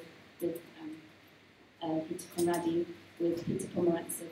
Not just, you don't have to just be Peter, but extraordinary people who have really helped me contextualise that it wasn't a sudden change that happened with Peter Massetti himself. I mean, I think it's really the sort of tension between East and West, Soviet Union, the West, Russia, and America and the West. It's nothing new. So we should have seen it coming. We should have expected it in some way, that it wasn't going to be easy. And I wanted to ask my fellow guests, did you see it coming? Did you see Putin's kind of reassertion on the international stage and the march into Ukraine? Did you see it coming? Well, yes, of course. It's a very difficult question. When I remember being in Kiev in the early days of March, and 2 days after Maidan uprising has finished, and in the early days of the annexation of Crimea, and I remember having this very emotional conversation with a Muscovite, a lady who came from Moscow to look what Maidan actually looks like. And I remember me saying to her, being very indignant actually about what was happening in Crimea, not realizing at that point that it's going to end up in a complete annexation, because annexation is complete like in a matter of 2 weeks. So I was quite incredulous at that time, but now with the hindsight I'm thinking I was probably naive, because Ukraine was in a very vulnerable situation and he just seized the chance, I suppose. So, I don't know, it's a very political question. No, I didn't expect that. Nobody expected the war in Ukraine.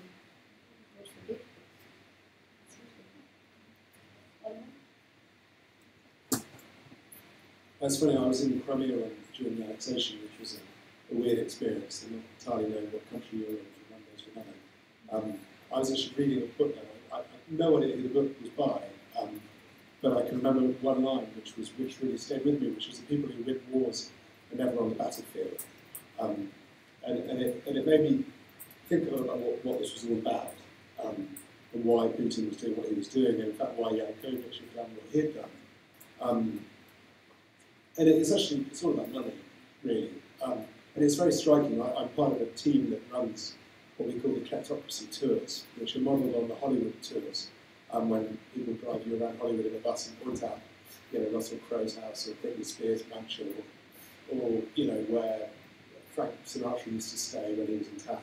Except we show, where the Russian Deputy Prime Minister lives and where, the Prime Minister of Bahrain has got his place, or whatever, that kind of thing. It's a little bit subtle idea, but we have a little fun. And what's particularly striking is how all of this rhetoric that's come from Russia and other countries, from Belarus as well, but particularly from Russia, with regard to this sort of we are a centre of a rival civilization to the West.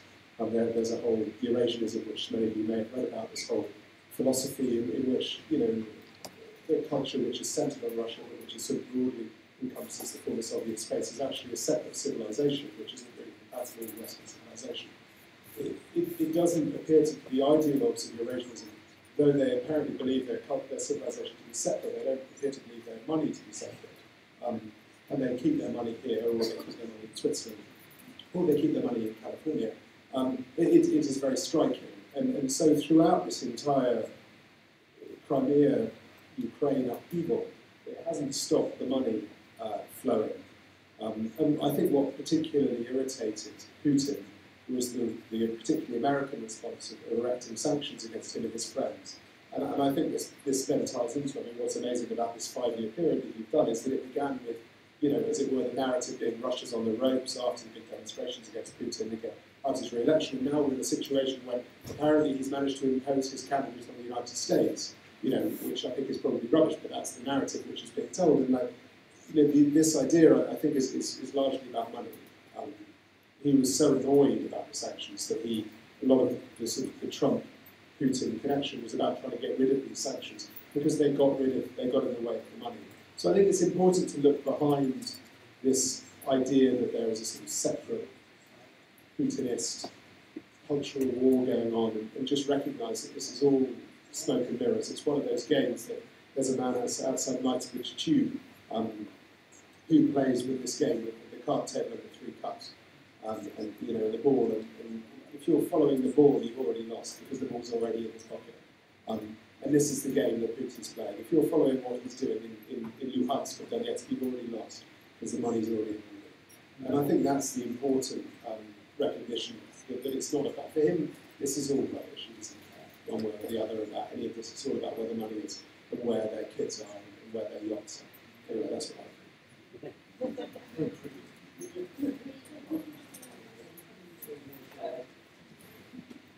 It's extremely well put from people so far. The question is, what's been the political story of the last 5 years? And between the three of you, you've put it extremely well. I'm actually, all I can say is that another challenge we faced was it was definitely less attractive to funders and to producers that we were doing work from the post-Soviet world, which I find a great shame.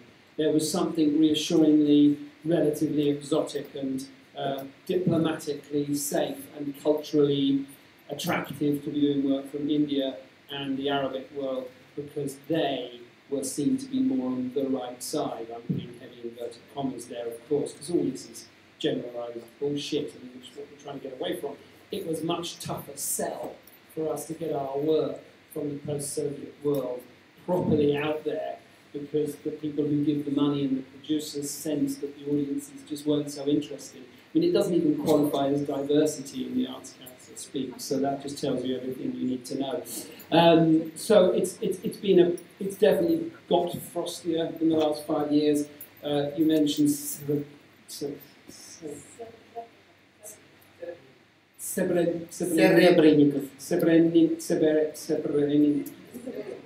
Thank you. Thank you very much. A great, younger generation Russian director who, you know, I mean, definitely the work of our colleagues and friends in Moscow has got tougher. But I don't want to be all doom and gloom. There's wonderful, wonderful stuff happening. It'd be an interesting to get any other reflections on the last 5 years. What do you think? Sasha, anything on the last 5 years? How things have changed?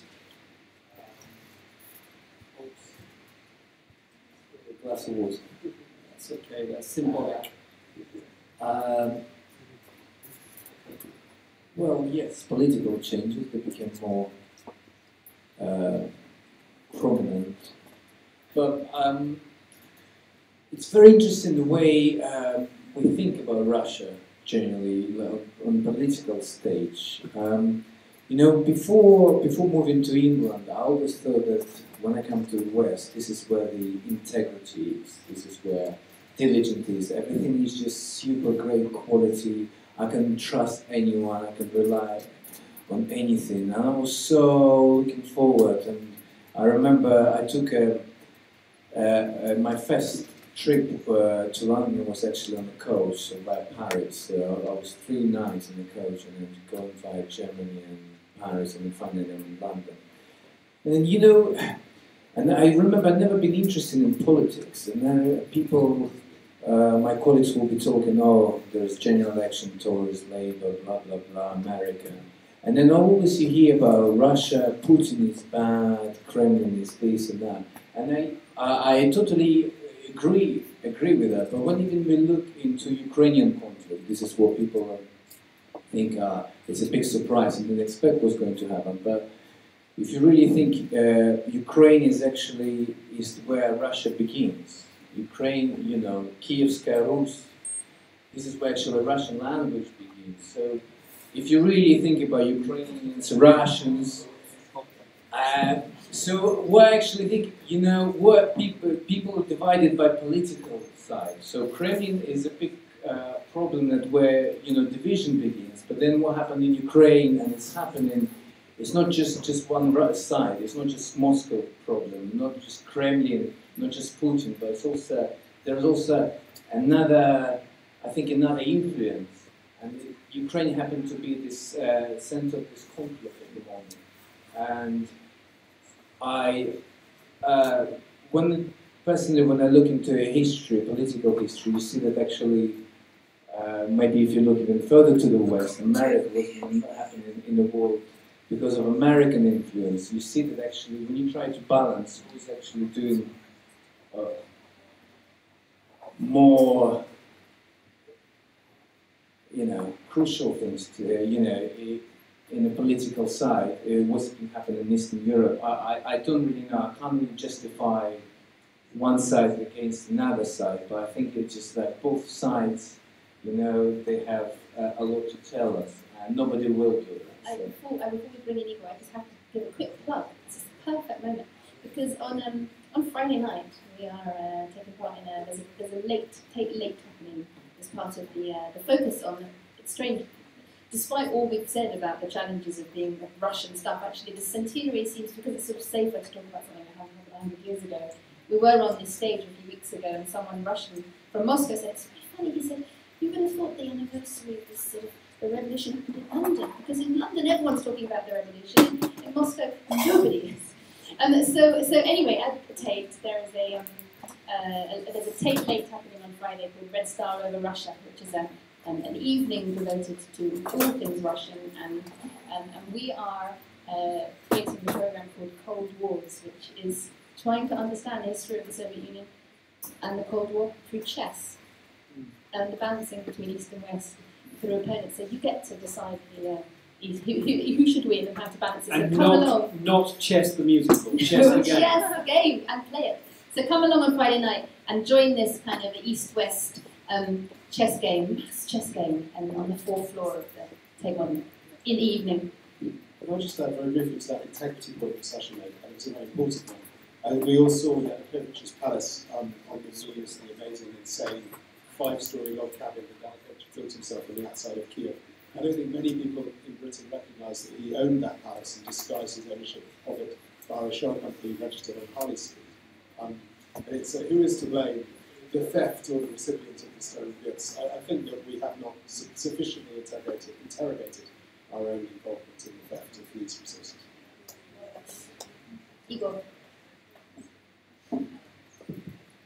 Yes, actually, the first thing was something reminded me, because what Sasha was saying that he was not interested in politics. It's the same here. I just never wanted to be involved in politics. And the main reason, because I know whatever people trust someone, you know, they put someone with the president, it's always end up that everyone blames them. You know, once they're there, before they're so good, promising, they never promises sympathy. So I was just in my music, in art, and that's it.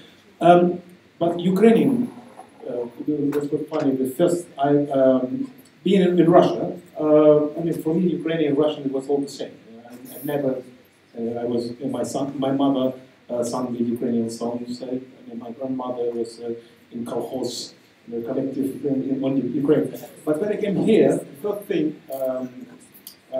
one of the musicians here was telling me about Ukrainians here, probably for the Second World War, their attitude towards Russian, because I just was shocked. He was saying that there was, when they drink vodka, you know, stolichny from Moscow, they was rubbing Moscow, name of Moscow out before they drink it.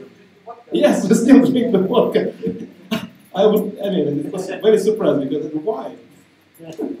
Yeah, but very funny. And the second thing, because I was just heard about planning something. May I say about this Saturday, me and Sarah we're going to play. We're going to play in Russian restaurant called Story in Camden Town. Me and Sarah. So. You go along. Yeah. More of Igor and Sarah, and actually talking about music. I think Sasha, we'd love to hear a little bit more from you.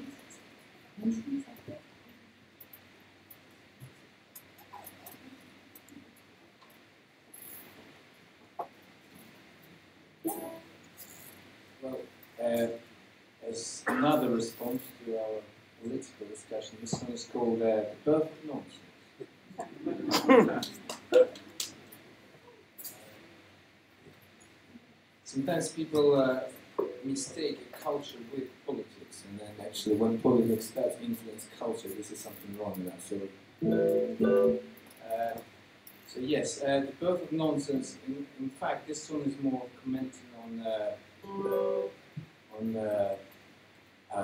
Christianity in that part of the Orthodox. I've never encountered so much arrogance among Orthodox priests when they think they're the best and the most spiritual, and at the same time they get pissed and all sorts of things. When I was a student, I traveled a lot as a hitchhiker. This part of the world. And I ended up staying in nunneries or monasteries because there were not B&Bs or anything. So I would just knock on the door of a monastery or nunnery. I was like, can I stay over? Obviously, in many cases, I had to pretend to be a very diligent Orthodox man. And actually, I still think I am, because I actually try not to judge people. You know, this is one of the essence of Christianity. And so one monastery in north of Russia, near Pskov, it's a beautiful old town. So I stayed there, but then I remember once in the morning, somebody knocked on the door, and I opened the door, and it was a lady, and she said to me, haven't you seen Father Alex or Father Alexander? And I was like, what is it all about? No. Oh, but she looked very, very suspicious, like she's just been out all night in the Moscow club, you know. And then when you walk around the Kremlin of the monastery, the walls, so some used condoms, suspiciously. I don't know why, but that was happened to be just there next to the monastery. So I still wonder what Father Alex was up to. But anyway. but saying that, I met wonderful, also very wonderful Russian priests in Karelia and Valam, and beautiful people and very deeply spiritual. So you see, there are always two sides to the story. That basically I always try to say that when it comes to politics or life in general. So birth of nonsense, ladies and gentlemen.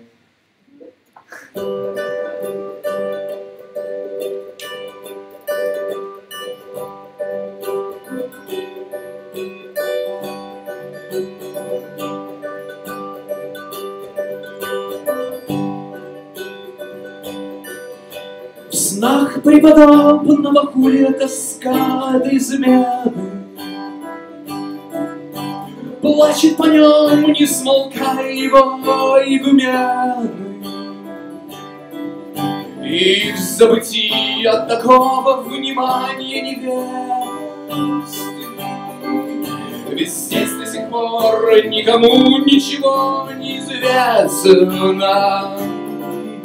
Но там, где около до леса собралась миловидная месса, кто-то дружно встречает рождение. Мистера Нонсенса. Блаженный Иосиф с утра всех пьяный. Он ходит и косит повсюду луга до поляны. Скучает в прудах без него ноги русалки. Им прыгать весь день по кувшинкам, да нет смекалки. И бьются к чертам гусары, кусаясь на лаврах самсары. Никак не раздев ничье достояние Кьюсенса. И видите, грустно и больно, но станет красиво и больно, когда узрем опять возрождение Нонсенса.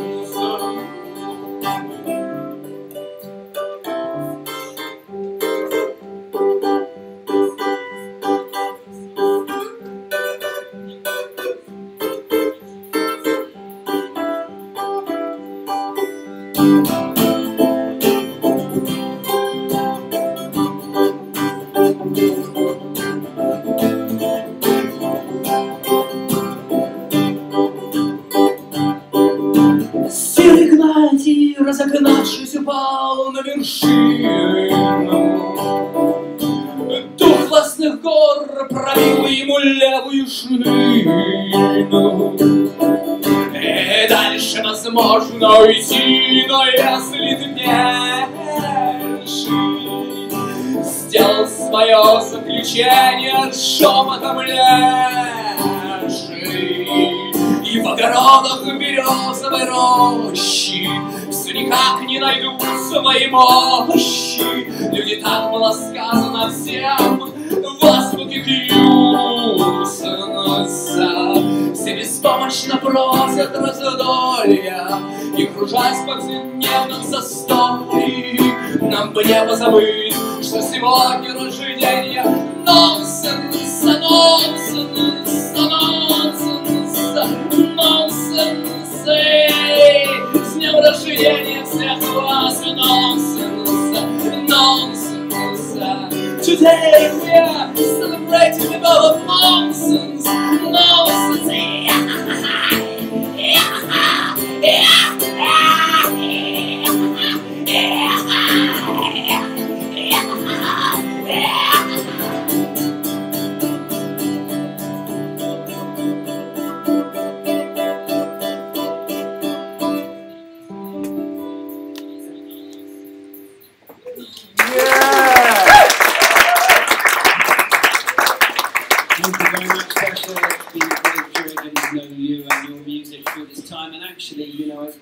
We're into the last phase of our discussions tonight, and there's not very much more that I would want to say after that. The birth of nonsense is a fantastic way of looking at this whole narrative. But we have got a little bit more, and in a moment we're going to talk actually briefly about London. And Oliver fantastically, brought London into the centre of attention, and London has to be where we finish, because that's where we are.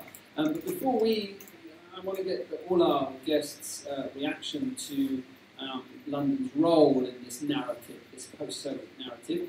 But let's have a little bit of time, more comments or questions from you folks out there on anything we've been talking about or anything else related to the subject. Right, I have a question for Sasha. I understand that the Russian and the Belarusian governments still maintain extremely close ties politically, economically, and also now they're going more for a cultural element. Is the Belarusian government aiming more for, are they bigging up the Belarusian culture, hey, we're all Belarusians, or is it still the Russification that you had during the Soviet era?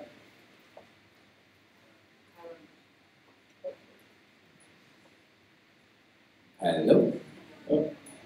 Current Belarusian government is not able to function without the Russian government.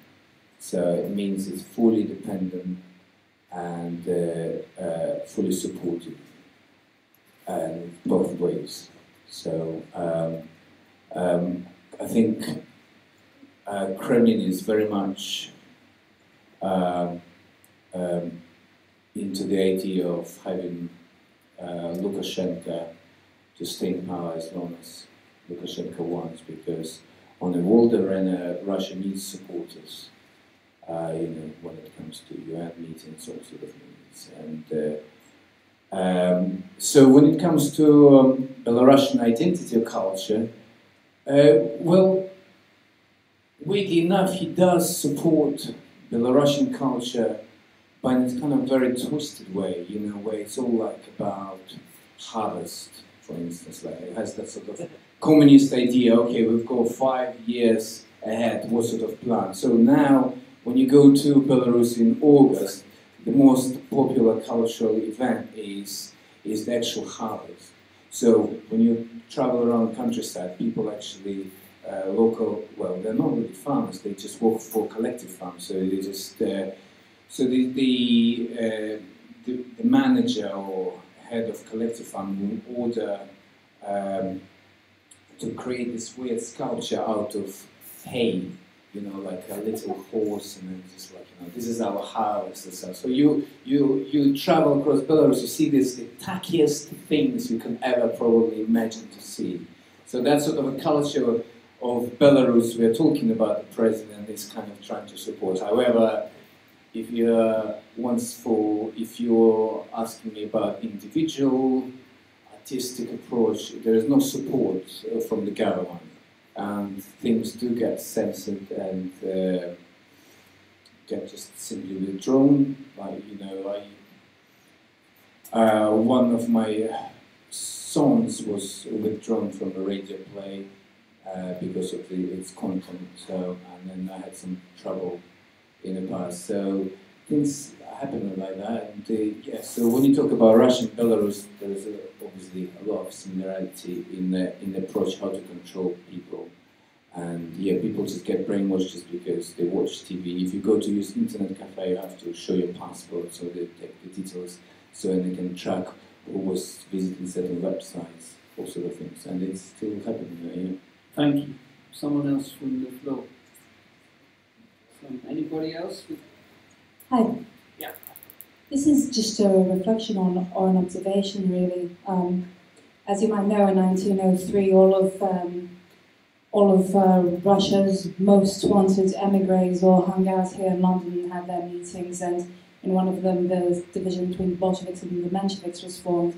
And I recall reading somewhere, I'm not sure quite who said it, I want to say Trotsky, but I may be wrong, said something like, yeah, this will never work here. And they all pretty much agreed on that, if nothing else. And I'm wondering if that sets a precedent for perhaps Britain not being the most revolutionary of places, but being a good place to talk about kicking it off elsewhere. Well, that's a fantastic intro to a question that I want to ask the panel. We might have time for a couple more from the audience, but as you've so brilliantly thrown the baton out, I'm going to ask a question of Igor, Yuldosh, Marina, and Sasha. One-word answer if possible. It's like the end of any questions or something where you have that funny, silly question at the end. Although this isn't funny and silly, but it's a simple question, and I would just love your reaction. If you could sum up in as few words as possible what for you is the relationship between London and the post-Soviet story, what would it be? What does being in London mean to you? What is the relationship between London and Russia, or Central Asia, or Ukraine? Money. That's an offering from the floor. That would be great. Unfortunately, money-wise, here is, I would say, even worse for artists than in Uzbekistan. In Uzbekistan, at least we get like monthly salary, and we get pensioned, and we got holiday paid and everything. Here, as an artist, you have to earn every single penny yourself. But in a small sentence, I would say, I'm a free artist to do what I like.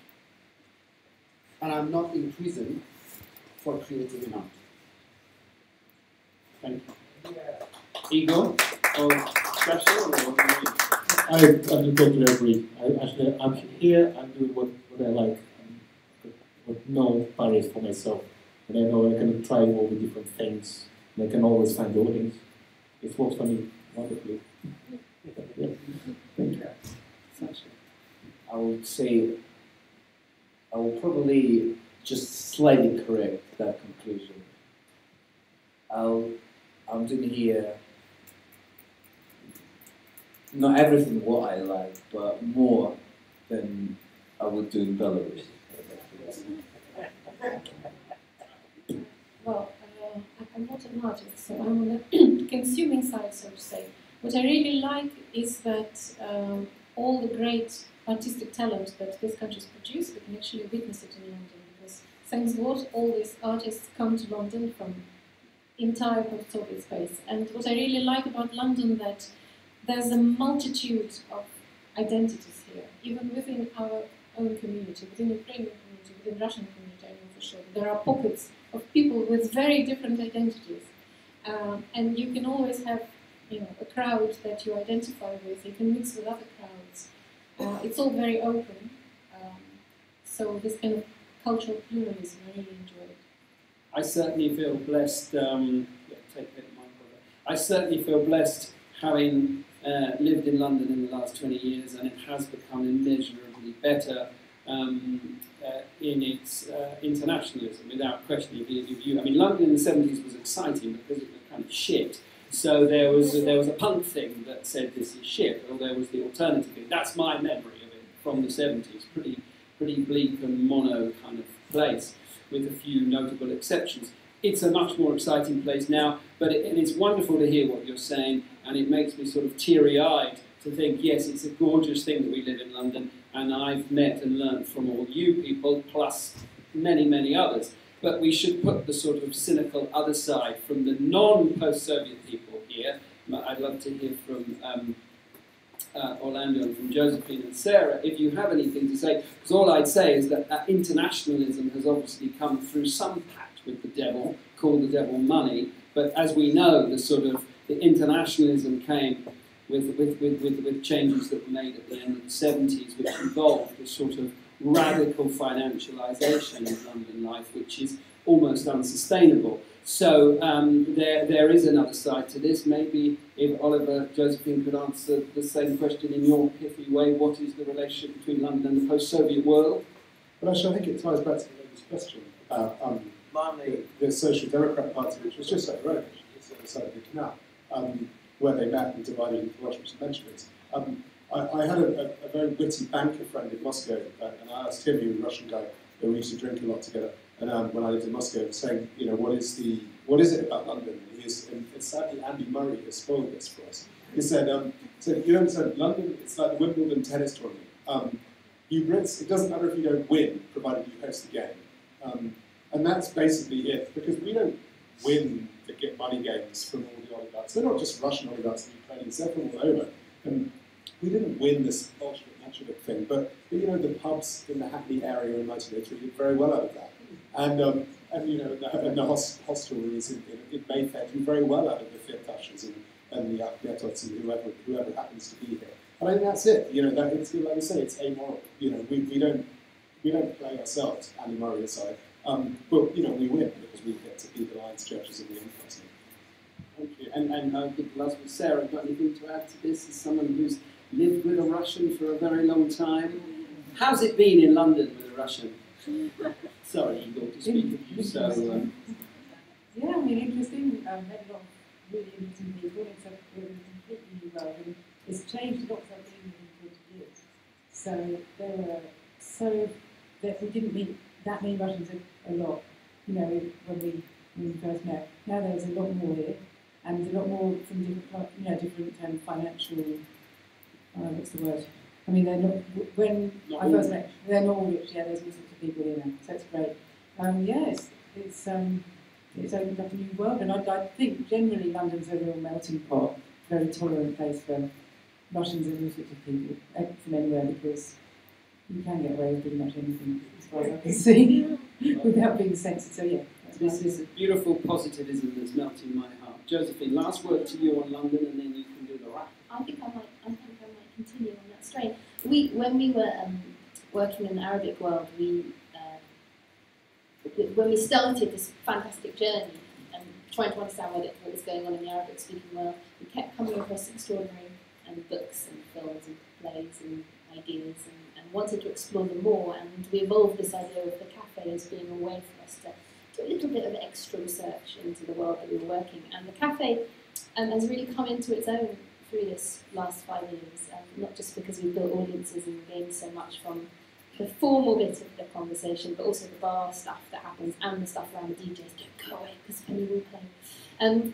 But really, just I've learned so much from the amazing artists and writers and academics and historians and critics and people who've joined us on these stages and have helped me understand the world out there and the world in which we live so much more. So I think I've just benefited from this sort of international melting pot, the money, whatever it is that draws people, the politics that draws people to London. It's fed and enriched my understanding of the world. So I'm very grateful to you all and all the people who sort of helped us on the journey.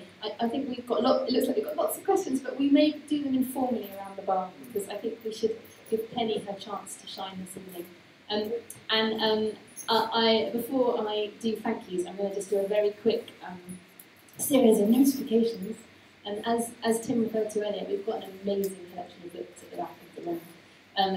Most of these books that we have explored in our cafes over the last few years, and these are the kind of last remaining books from our bookshelves in the office. So please do have a look at them, and we'll be selling them afterwards. And there are also, as I'm sure you've heard at previous cafes, we have a series of questionnaires that we've got, from which we've gained so much of an understanding of what interests you and what brings you here and what you'd like to see more of. So please do fill them in. We have a few more events that we've referred to this evening. We have the tape late that's happening on Friday night with chess. Please come and join our chess table. We have the extraordinary Dacha Bracha next Wednesday that Marina mentioned earlier. Dacha Bracha. Well, this will be the third time we've brought Dacha Bracha to London over the last 5 years, and they've already sold out, which is extraordinary, of 1,000 people venue. When we first brought them here in 2014, we struggled to get 100 people on the stage. So that's sort of an amazing journey for us and the audiences in London. And there may be a few returns if you fancy coming along and want to pick it. And then on the 2nd of December, we have our final event of Revolution 17 upstairs in the theatre with the fabulous Sasha Ilyukevich and his band, and with some wonderful performers with whom we're working at the moment. Tim referred to an exploration that we're doing in a laboratory with the text by Andrei Platonov, a book called Soul, and we'll be showing some of the fruits of our work with the actors and musicians based in London on the 2nd of December. So join us for our last night, and it'll be raucous and a great party. And then we move into a whole new world where we will be exploring what it is to be European. We have a project called Utopia, and we are trying to understand why we're leaving Europe, why so many people seem to be trying to get into Europe, and the people in the middle, who some of them are clearly on the fence, or stuck on the wrong side of the fence. And so that's our next big journey, and starting in our first cafe, the next cafe on January the 24th, on the stage will be exploring the city of Lviv, which was for 100 years on the fence of Europe. So come back and join us on our next journey. Just a huge thank you to you all, and thank you to Sarah, to Igor from MAZAIKA, to Yuldosh, to Marina, to Oliver, to Sasha, and to Penny.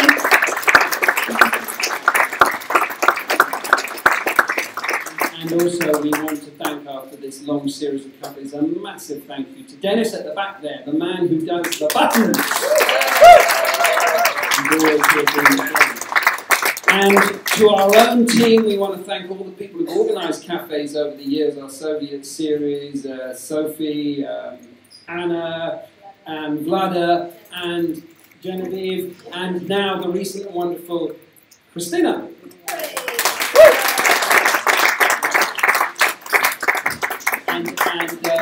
And our colleagues, Sherry, our producer at the back, essential to us in every way. So all these people deserve a massive thanks. And we would have loved to hear more from you. It's just we had such a bumper-filled package on stage. We didn't have time, but please do stay and carry on the discussion afterwards. Who needs formality? Join us at the bar. The tables are going to get moved in a minute, but you're not going to leave because the music's going to start. Survey, is that what you're holding up? There's one more little thing that we'd love your help with. We've got a little survey online where we want to hear from you what your favourite cafe has been, what your favourite gig, what your favourite event, what your favourite dacha has been over the last few years. So grab a little piece of paper, click on the link, and tell us what you liked and didn't like. And finally, I want to dedicate this cafe and all our series to the wonderful, brilliant, brave artists of the Soviet Union and of the post-Soviet Union. Hail to them. Thank you. And good night.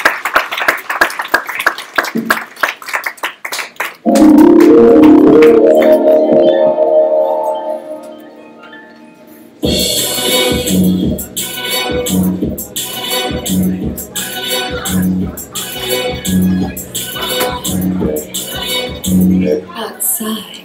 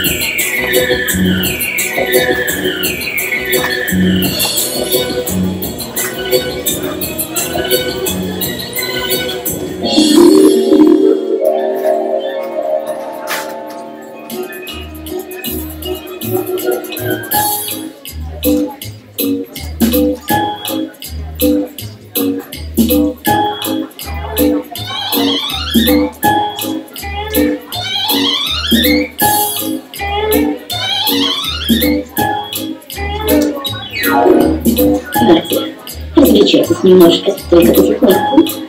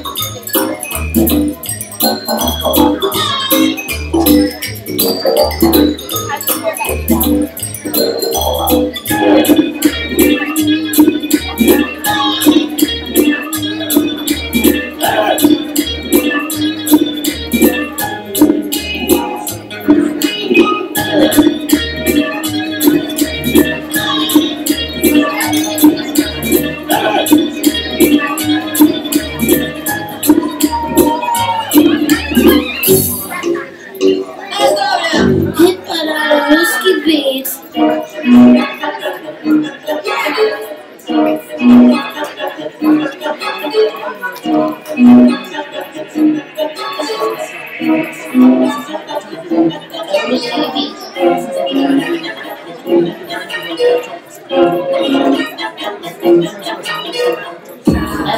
in the mafia to the left.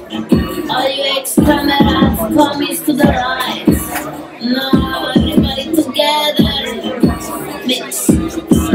Mix.